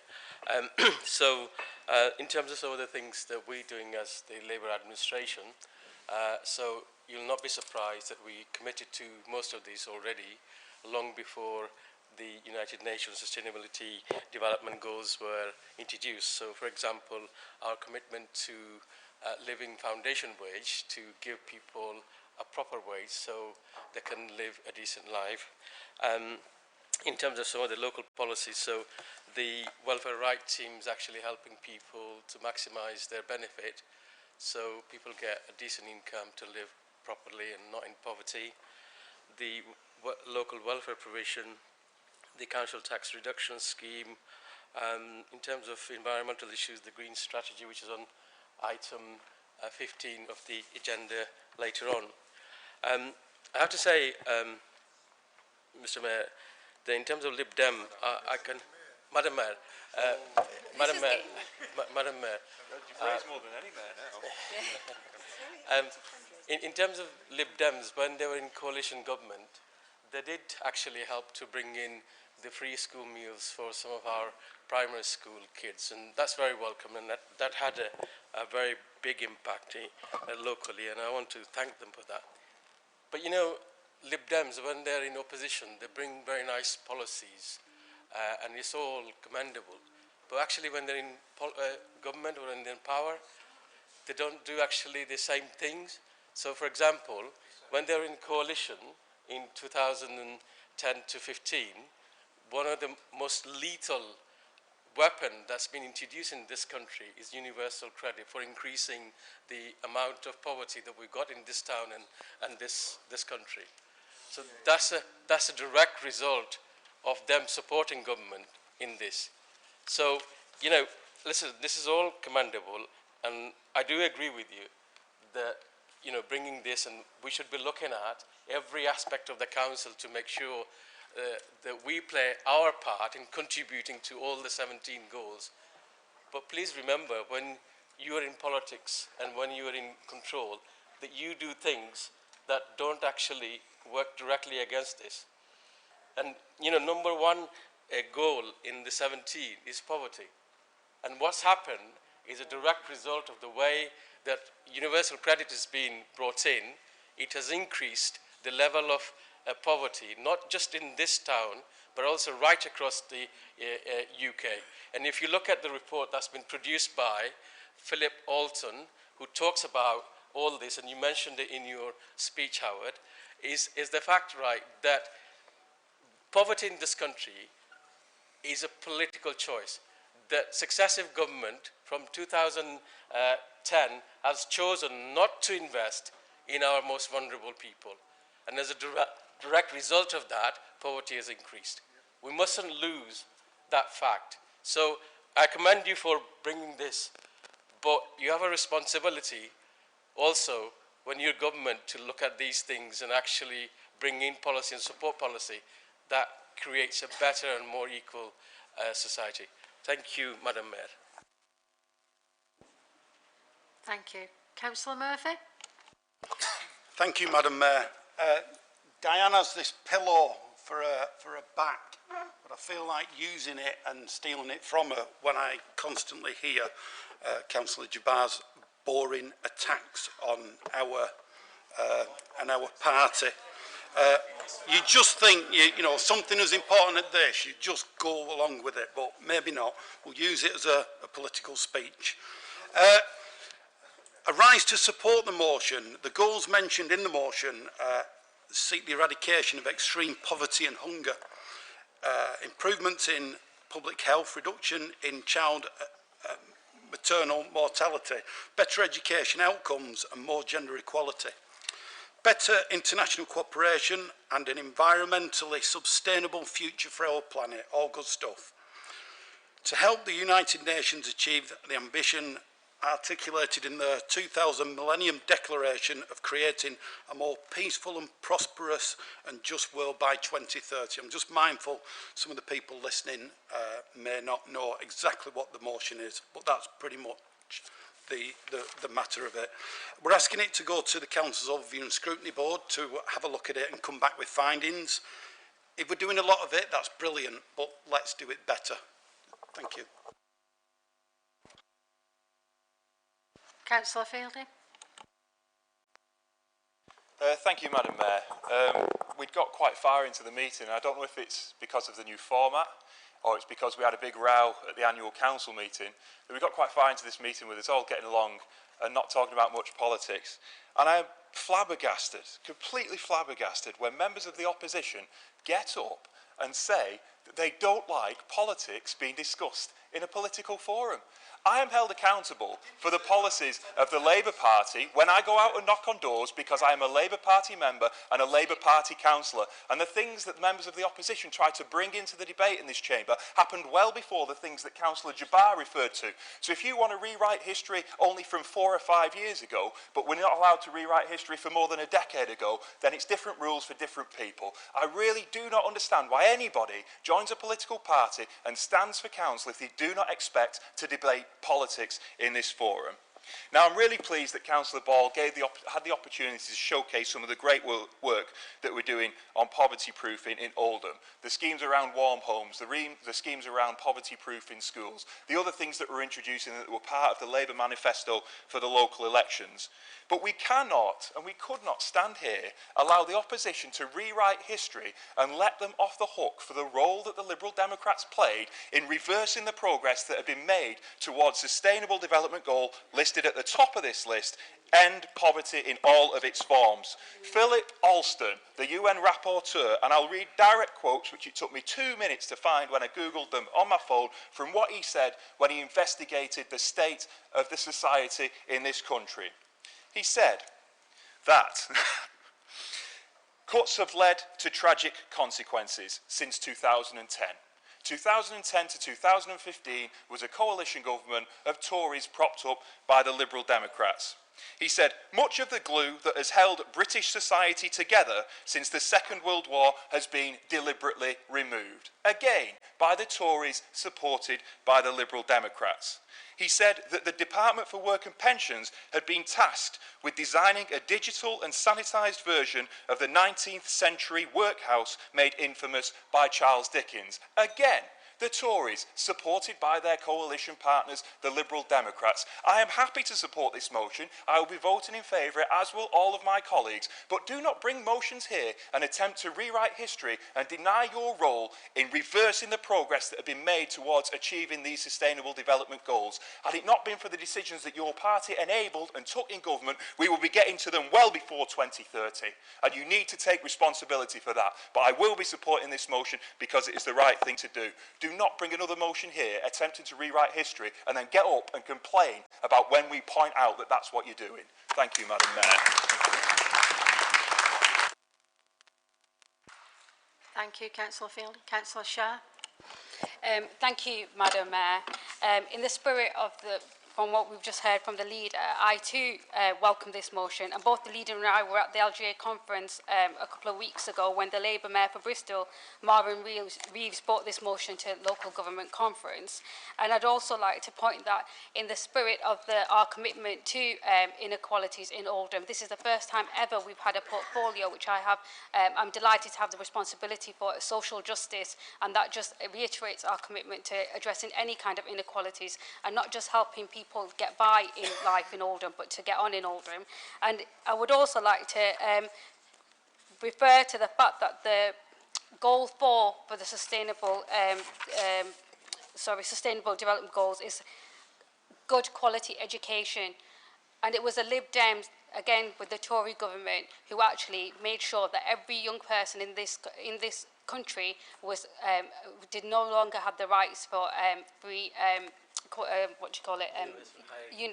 higher education and grants. Thank you.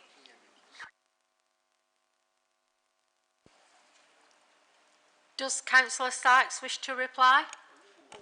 Be a shame not to, Madam Mayor, wouldn't it, Dear me, busy night for me. I'll tell you what, I'll apologise for what we did in government when you do for 17 years of inaction before. And if that's the way we want to start with that, we can do. So let's have a bit of politics then, have we? So the rip-roaring success of PFI in both our schools and health service, something that's costing the public sector an absolute fortune, that if it wasn't, we could be spending that on doing something about alleviating poverty. You deregulated the city and let the fat cat bankers get away and fleece this country. If we hadn't have done that, we could have had money to spend on poverty. And do you know what the appalling thing is? We've got the Chuckle Brothers slogging it out to be Prime Minister, and you should be dozens of percentage points in front of them in the opinion polls, and you're not. You're going to let them win again. And it's all right saying your fine words here, and it's all right doing it here, but the Tories are going to win the next government, again, if you're not very careful. So that's what I'd like to say in reply to the debate. I'd like to thank Councillor Jabbar, who recognised the work we've done on school meals and also the work we've done on pupil premium, both of which have been measures that were done in the coalition to lift some of our children and attempt to lift them out of poverty. I'm pleased we're having a bit of a political debate, it's about time we did.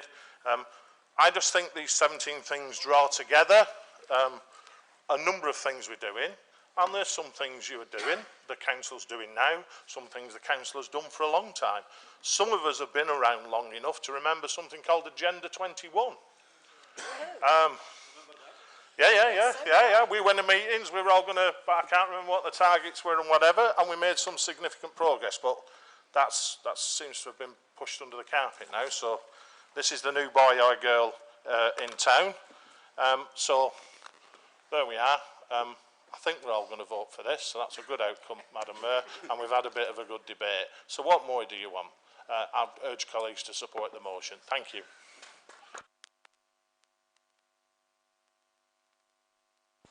Thank you.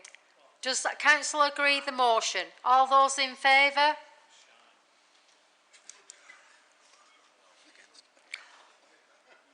Those against? Any abstentions? The motion is carried.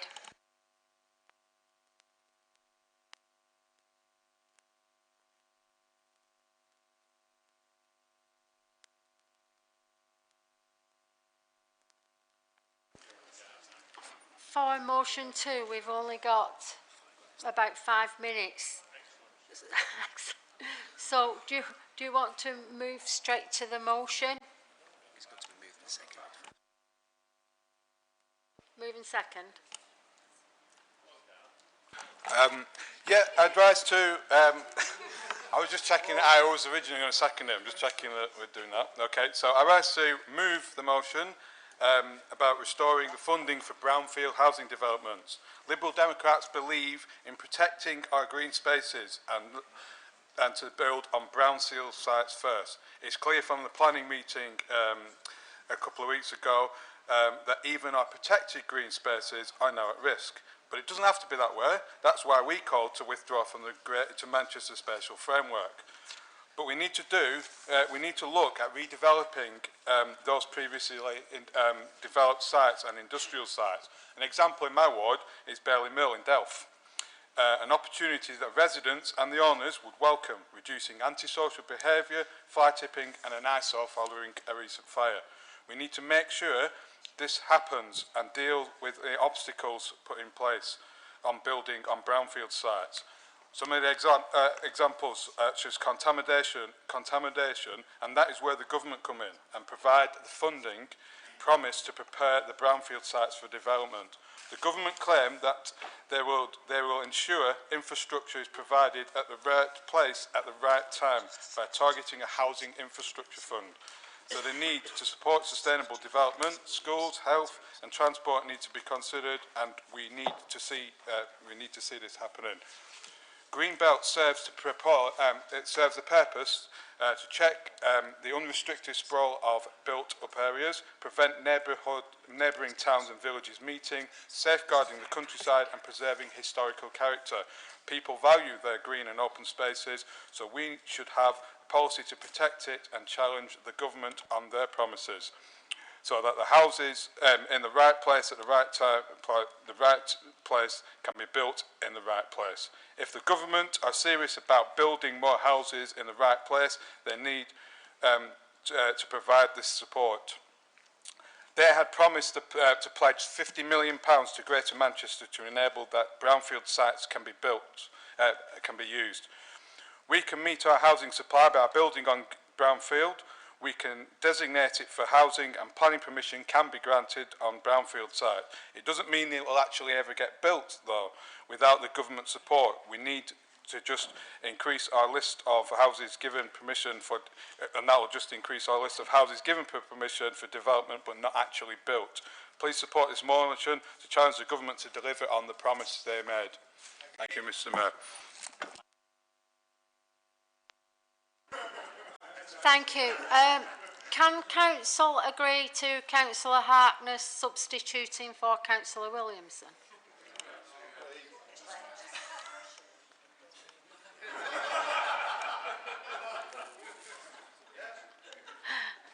Councillor Sykes to second. Second, Madam Mayor, and I'll be very brief.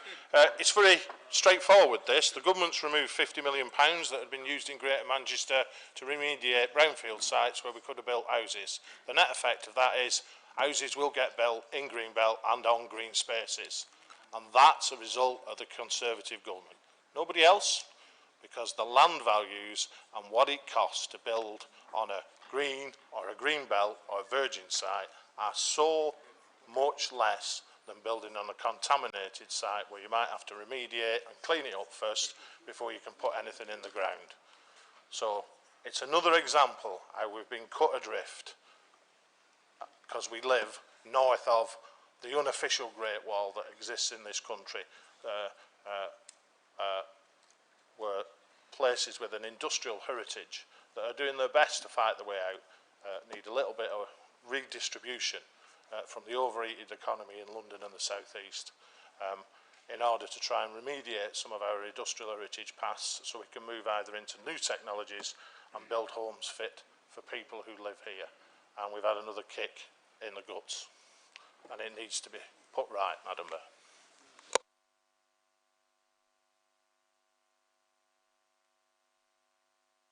Unfortunately, we have run out of time on this, so we are going to go straight to the vote. Those in favour?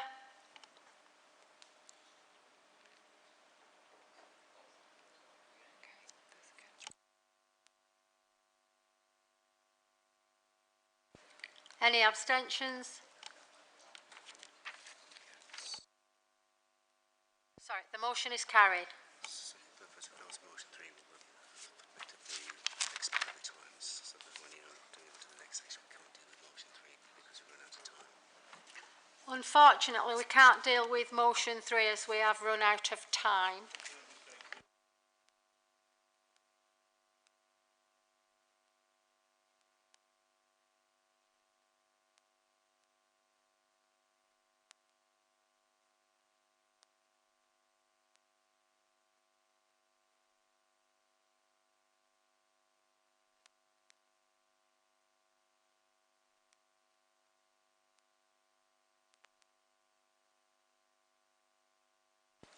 Does council want to have an extension to go to the vote?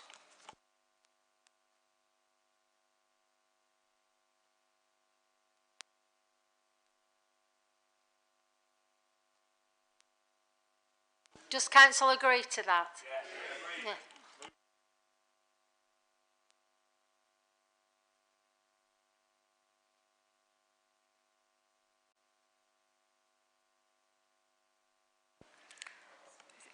Right.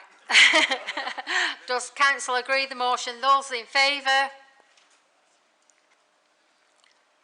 Those against? Any abstentions? Motion is carried.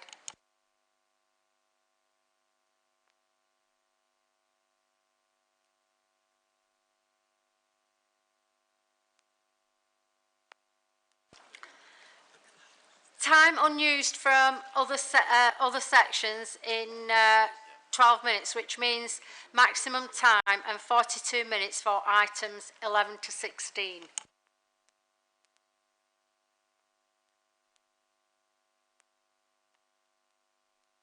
Sorry.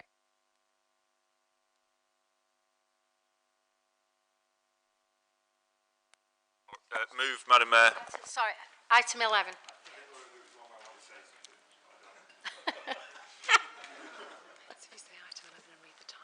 Yeah, next one.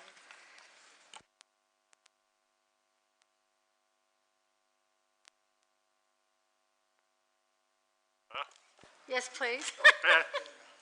Trying to be helpful. Thank you. Does any member wish to speak? Does council agree the recommendations as detailed within the report?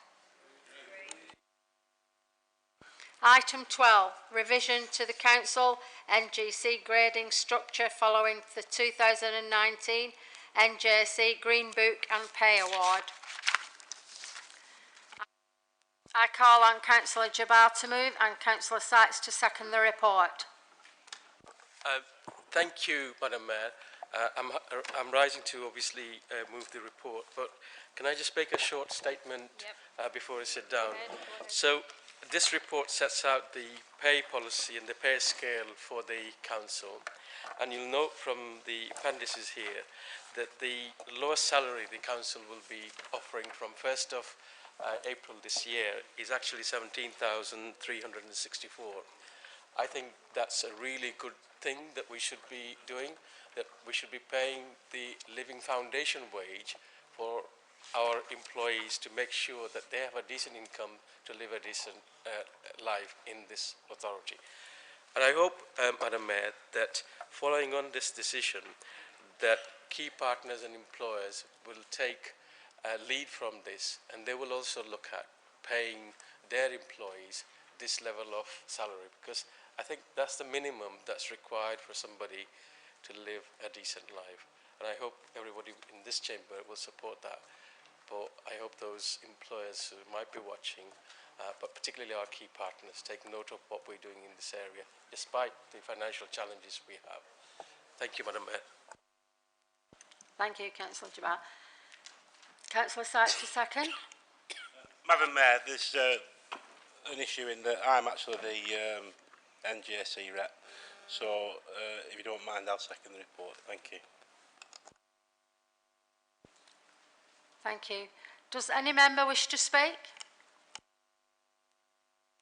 Does Council agree the recommendation as detailed within the report? Item 13, constitutional amendments and members' allowance. I call on Councillor Fielding to move and Councillor Sykes to second the report. It's moved, Madam Mayor. Does any member wish to speak? Does Council agree the recommendation as detailed within the report? Item 14, housing strategy. I call on Councillor Roberts to move and Councillor Fielding to second the report. Thank you, Madam Mayor. This new housing strategy sets out how we will meet the rising challenges to make Oldham a place where every resident can have the home they want at a price they can afford, a home that is warm, safe and affordable and meets their needs.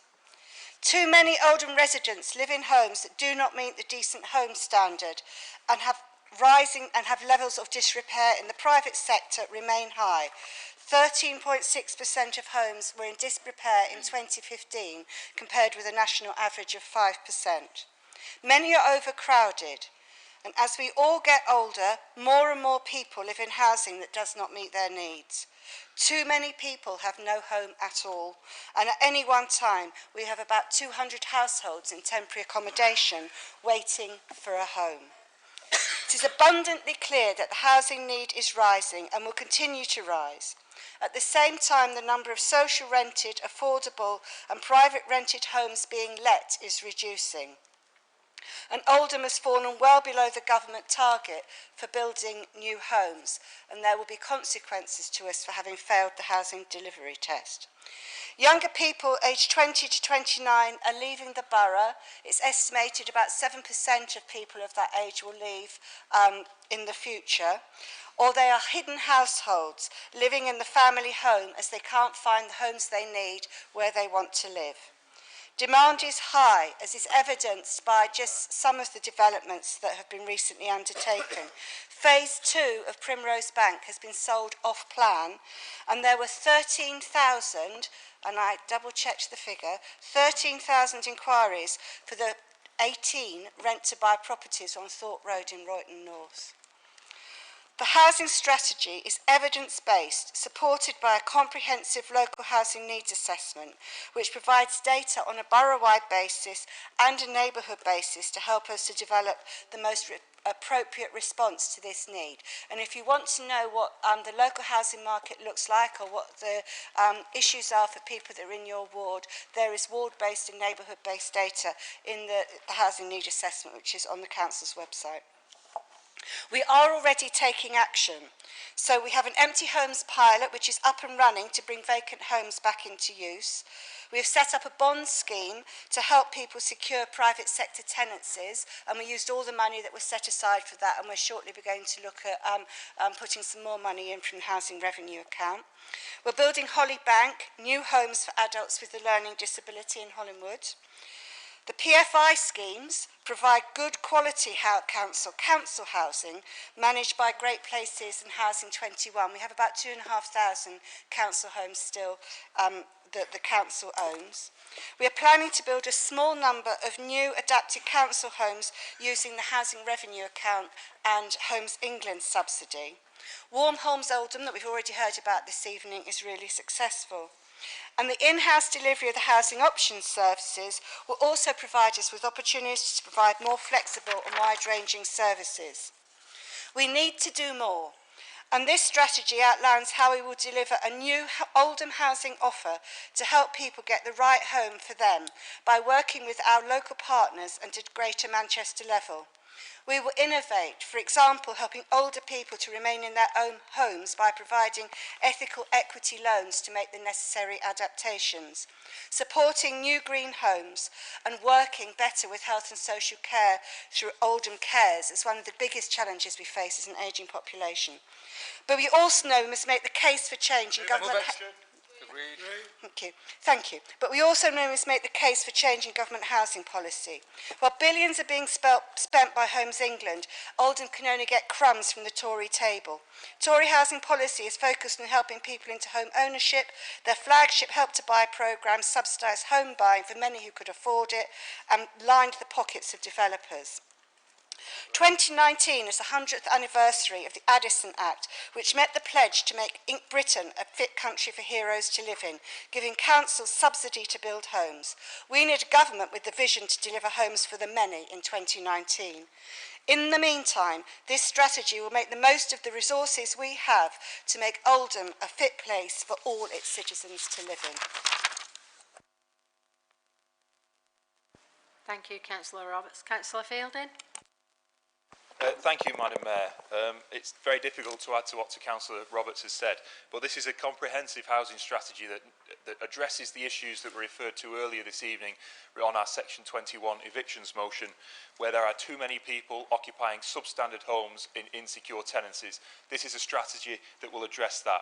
But not just that. At the other end of the scale, it will also address the needs of those people who there are too many of, who feel that the next stage up the housing ladder is the step out of the borough. We need to have an offer for people that aspire to move up the housing ladder and have an aspiration for quality homes, larger homes, that we do not provide enough of at the moment.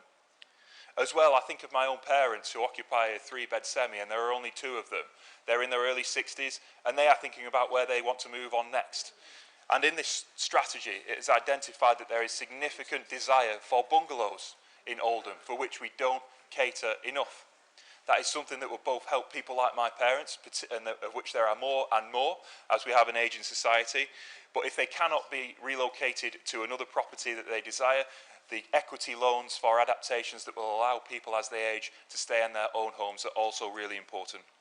But the thing that I am most proud of as part of this strategy is, despite the restrictions that are placed on us by the government, restricting our ability to borrow to build council homes in the way that we need to provide quality, affordable homes for the people of Oldham, we are using funding from our housing revenue account to build council homes. That is something that we should be incredibly proud of as a Labour council, building council homes against the odds when all of the government legislation is designed to prevent us from doing so.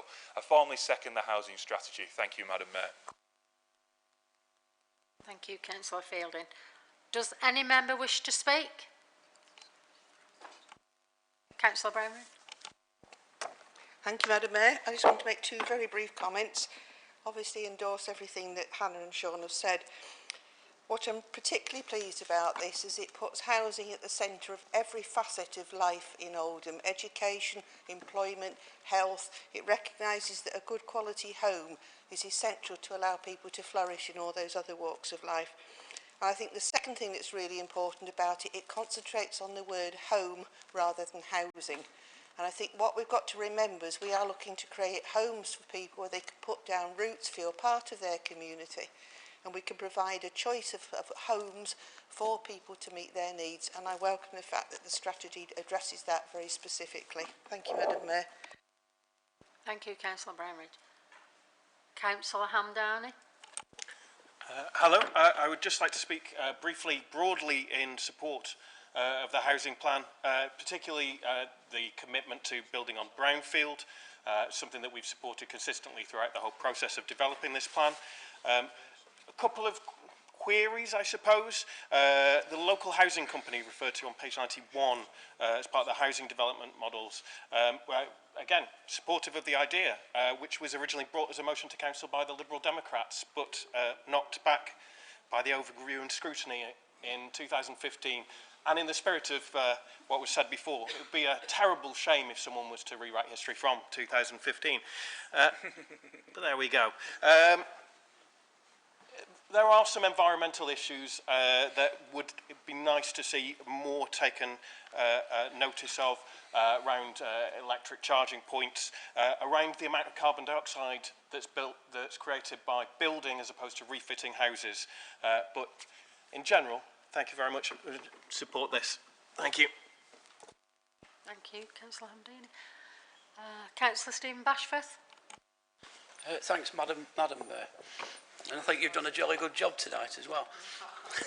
So you'll see me when my hand goes up in future, won't you know? Yeah, it really is a good document, this, Anne, and I think you deserve credit for this, because I've read it a few times, and it's far better than reading Mending Our Broken Housing Market. That is a document, and as Barbara's quite rightly said, it isn't just focusing on the housing, it's the whole holistic approach to how we can do it.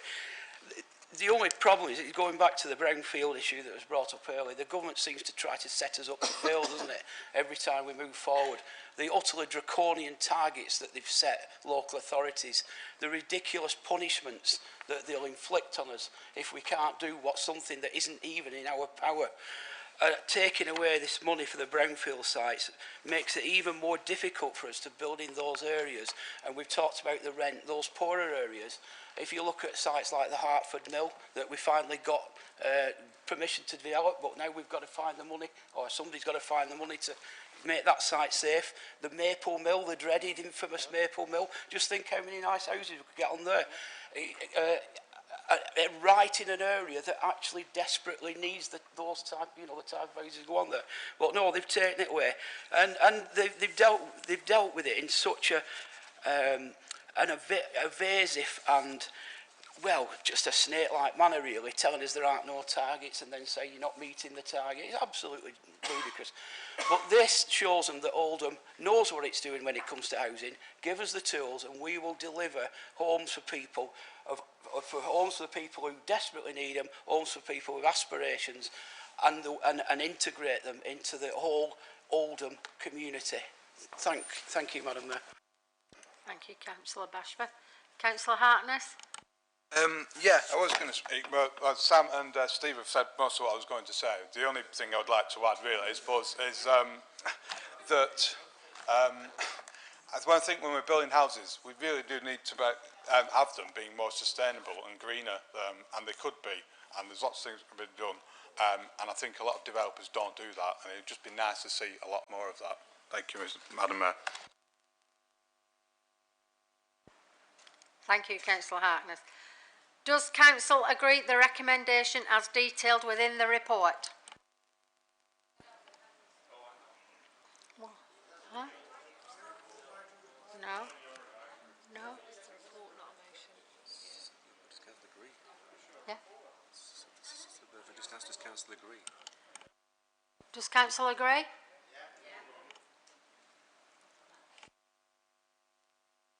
Really grateful to be given the opportunity to return to the coalition government and some of the things and some of the actions of that. So the coalition government cut the Brownfield subsidy from 17.5 million in 2010 to 0 by 2015. And everybody's absolutely right. That's exactly what we need in order to be able to develop brownfield sites.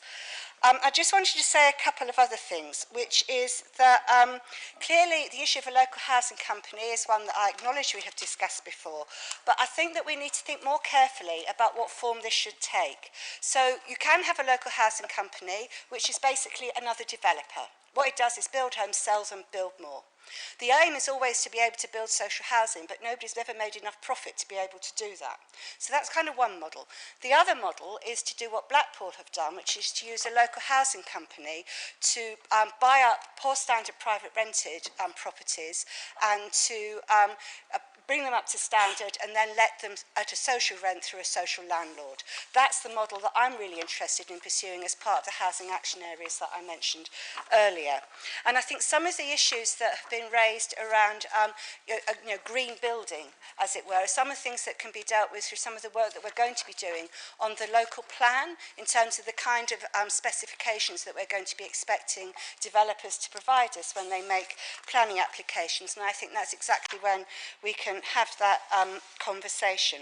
So I'm really pleased overall that there's been a welcome for this, and I'd just like to say that a lot of hard work's been done by a lot of people to get us to this point, but actually this is just the beginning of what we need to do, because now we need to deliver for the people of Oldham. Thank you, Councillor Roberts. Does Council agree the recommendation as detailed within the report?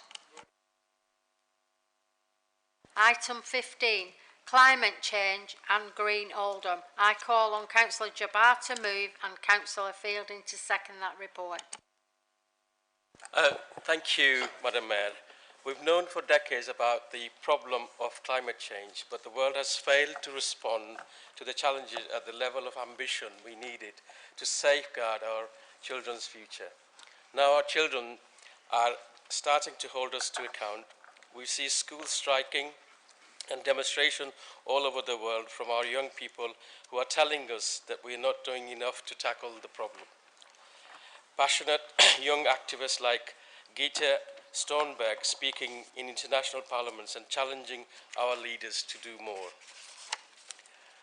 We see from reports that the effects of climate change are already with us and in some cases seem to be worse than the scientists have expected. On 25th of March, the leader of Oldham Council spoke at the second Greater Manchester Green Summit about the importance of communities taking action on this issue. And Oldham Council has always supported the efforts of our local group like Oldham Community Power and Saddlewood Community Hydro. But more than this, the Council has a responsibility as a community leader to set right example to all our resident businesses and partners across the borough.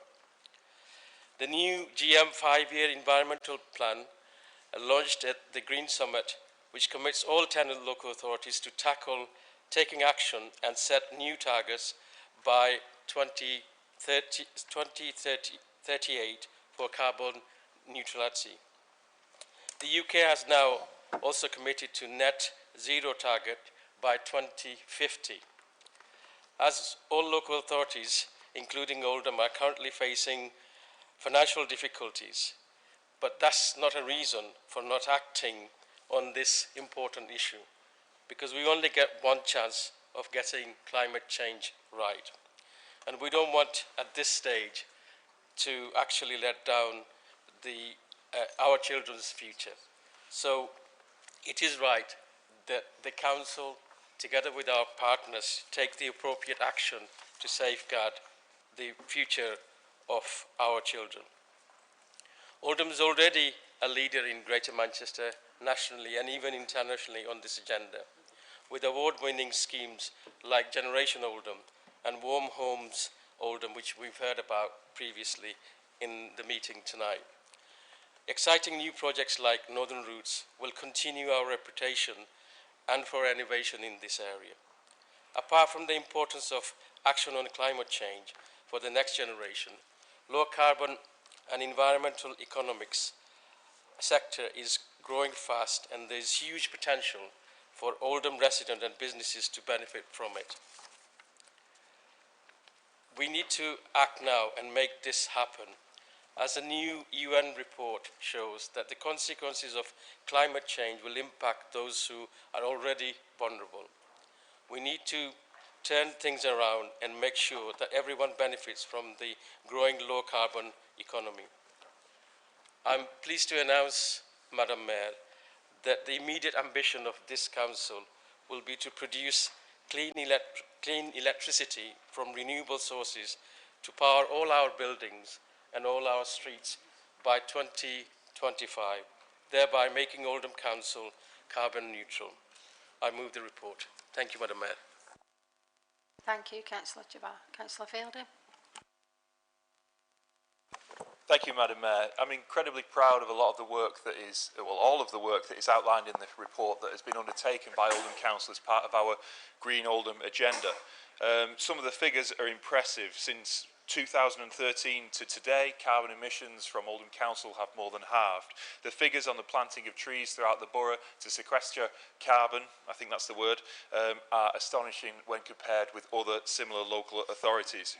But the thing that as a member of the Labour Party, I was proud to see the Labour Party in the Houses of Parliament bring forward a motion that saw this country be the first in the world to declare a climate emergency. And a number of other local authorities have also done this throughout the country, including most recently, I believe, Manchester. Now, we've not done that here tonight, but what we have declared as part of this report is a Green New Deal in Oldham, the expansion of the generation of renewable energy, the expansion of the planting and trees and restoration of our green and blue infrastructure, the increase in support for community renewable projects, the improvement of our single-use plastics strategy to encourage other businesses and organisations throughout the borough to follow our lead. And we are a key player at GM level in helping to deliver on the Greater Manchester Plan for carbon neutrality by 2038. Councillor Jabbar is correct that this council has a responsibility to lead and set an example that others should follow. And I am pleased that we are doing that as this report sets out. I formally second the report, Madam Mayor. Thank you, Councillor Fielding. Does any member wish to speak? Councillor Ball. Me down here, you know, I've not got long enough arms. Thank you, Madam Mayor. Our Green Oldham project has been successful in many areas. Red Wolf is a project that is EU funded, and we've secured £800,000 of that funding from this. Now, Red Wolf stands for Rethinking Electricity Distribution Without Load Following. It slips off the tongue really easily. This is an innovative new heating system that combines solar, battery storage and modern storage heaters. If it works, it might lead to an Oldham company selling the systems across GM, so creating jobs in Oldham. We are piloting this with the homes that will be built by First Choice Homes on Bottom Shoulder. This is a really good idea and should lead to lower or even free fuel bills for the residents. However, I still think that these homes are being built on the wrong piece of land, but I've lost that argument. Our local community centre on Hull Street, Neon, has also benefited from Oldham Energy with solar panels. There were a few teething problems at the beginning, but this is really good news for our community-led centre. Thank you. Thank you, Councillor Ball. Councillor Chris Gloucester. I'm really pleased. I brought this motion to council, so I'm really pleased to see it's been investigated and actions have been put in place.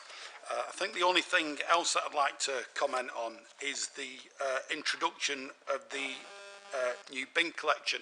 I know it wasn't popular for all our residents in Oldham going on 3 weekly collections, but you can't argue with the facts. 46% improvement in recycling rates. It speaks volumes. Would you want to go back to it? Would you go back to fortnightly? Not with them results for me. So I'd just like to say thank you. And like I say, we have our nose to nose, but credit where credit's due.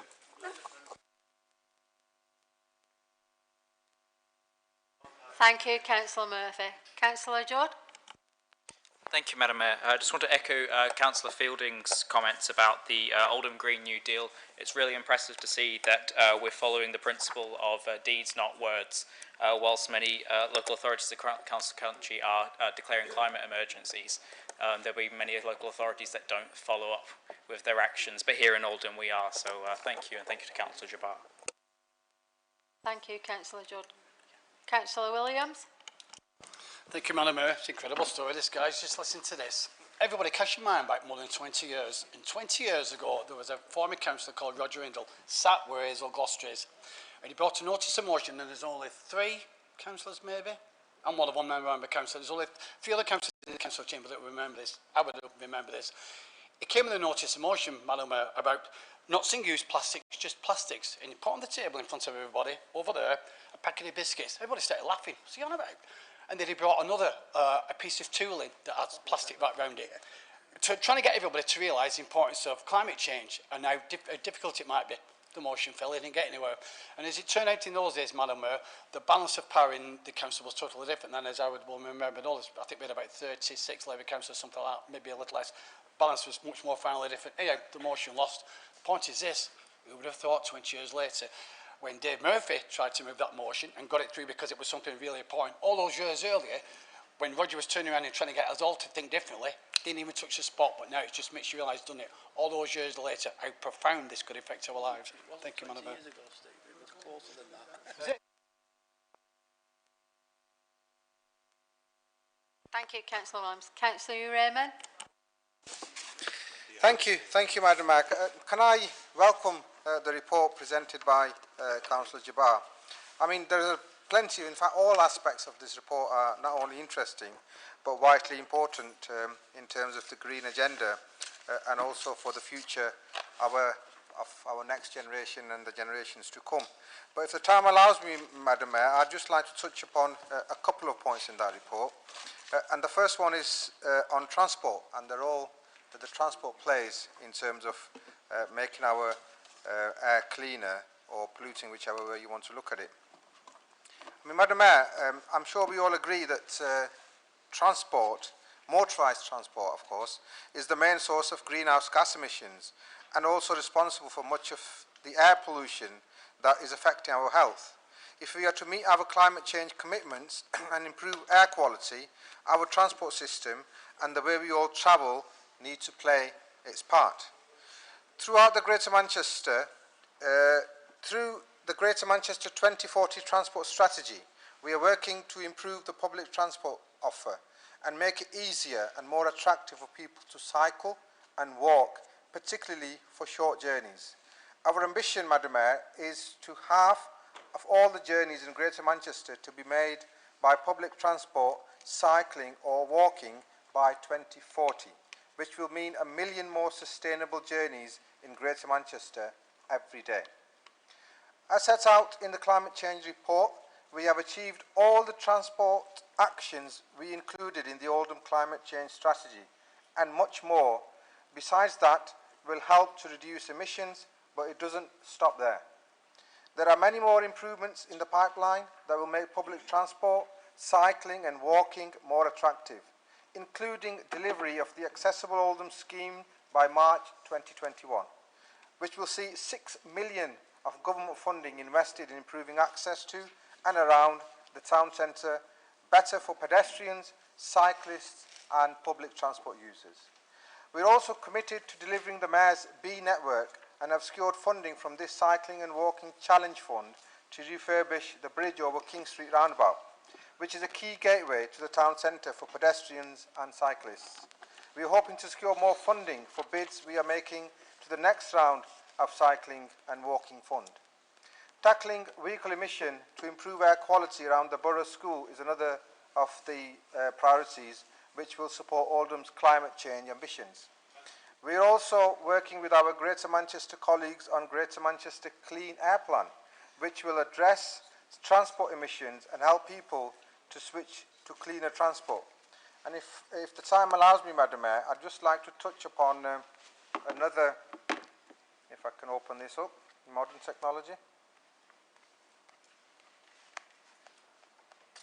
No, all I want to say, Madam Mayor, is in terms of the green route, a lot of progress has been made and we are in the consultation stage at the moment with the residents, and there are plenty of interesting and innovative projects that we'll be looking at in terms of making this into a reality. So I thank Councillor Jabbar and Councillor Fielding for presenting this report and fully support the initiatives. Thank you.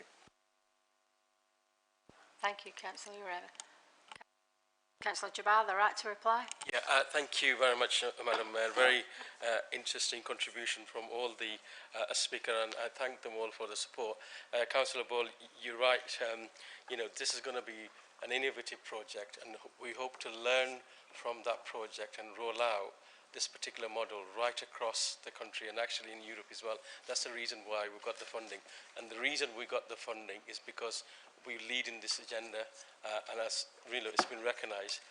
Councillor Gloucester, please Gloucester, thank you for your contribution and the question you asked about solar farm. So the statement that I made earlier, which is that we want to be carbon neutral in roughly 5 years' time, we might not be able to do that by just building solar farms or other renewable technologies within the borough. So we'll definitely be looking at buying solar farms elsewhere or other renewable technology, both for investment but also for having clean source of electricity to power our power need.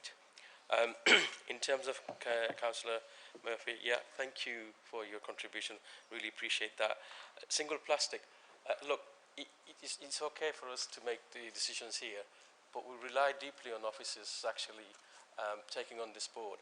And I want to thank our Chief Executive, Caroline Wilkins, for... Dr. Caroline. Chief Executive and Accountable Officer. Are you happy now? Yeah. Thank you. For the action she took at the election count to make sure, right, that actually we had plastic, not plastic cups, but paper cups for water. So thank you for doing that. I think it sends a very powerful message, because it's not an easy thing organising the election count and all the stuff that goes on. Councillor Judd, a really very important point. The leaders repeated it. We are going to be developing the Green New Deal, and we will be one of the first Labour administration to deliver according to the requirement of that strategy. And watch out the space, we will be bringing something back. Councillor Williams, well, I could never add to the contribution that you made, Steve. You know, wonderful, thank you, appreciate that. Councillor Rahman, in terms of your contribution about the important issues around transport and all that. Look, we could really achieve carbon neutrality long before the dates we mentioned today in the report, if we were to develop electric vehicles, not just cars, powered by solar energy. So remember this, electric cars on its own is not good enough. It goes a long way. But if we were to power those vehicles, using the sunlight, then it will make a big difference. And the technology exists now, we just need to refine it. But yeah, we can do it, but we've got to have the ambition for our future generation. Madam Mayor, thank you for giving me the opportunity to elaborate on the answers. Thank you very much. Thank you, Councillor Jabbar. Item 16. No? Oh, sorry. Sorry, I'm getting ahead of myself. Does Council agree the recommendation as detailed within the report? Thank you. Item 16, AGMA Constitution. I call on Councillor Fielding to move and Councillor Sykes to second the report. Move, Madam Mayor. Does any member wish to speak? Oh, thank you. Does Council agree the recommendation as detailed within the report? Thank you, ladies and gentlemen. That concludes the business for the meeting this evening.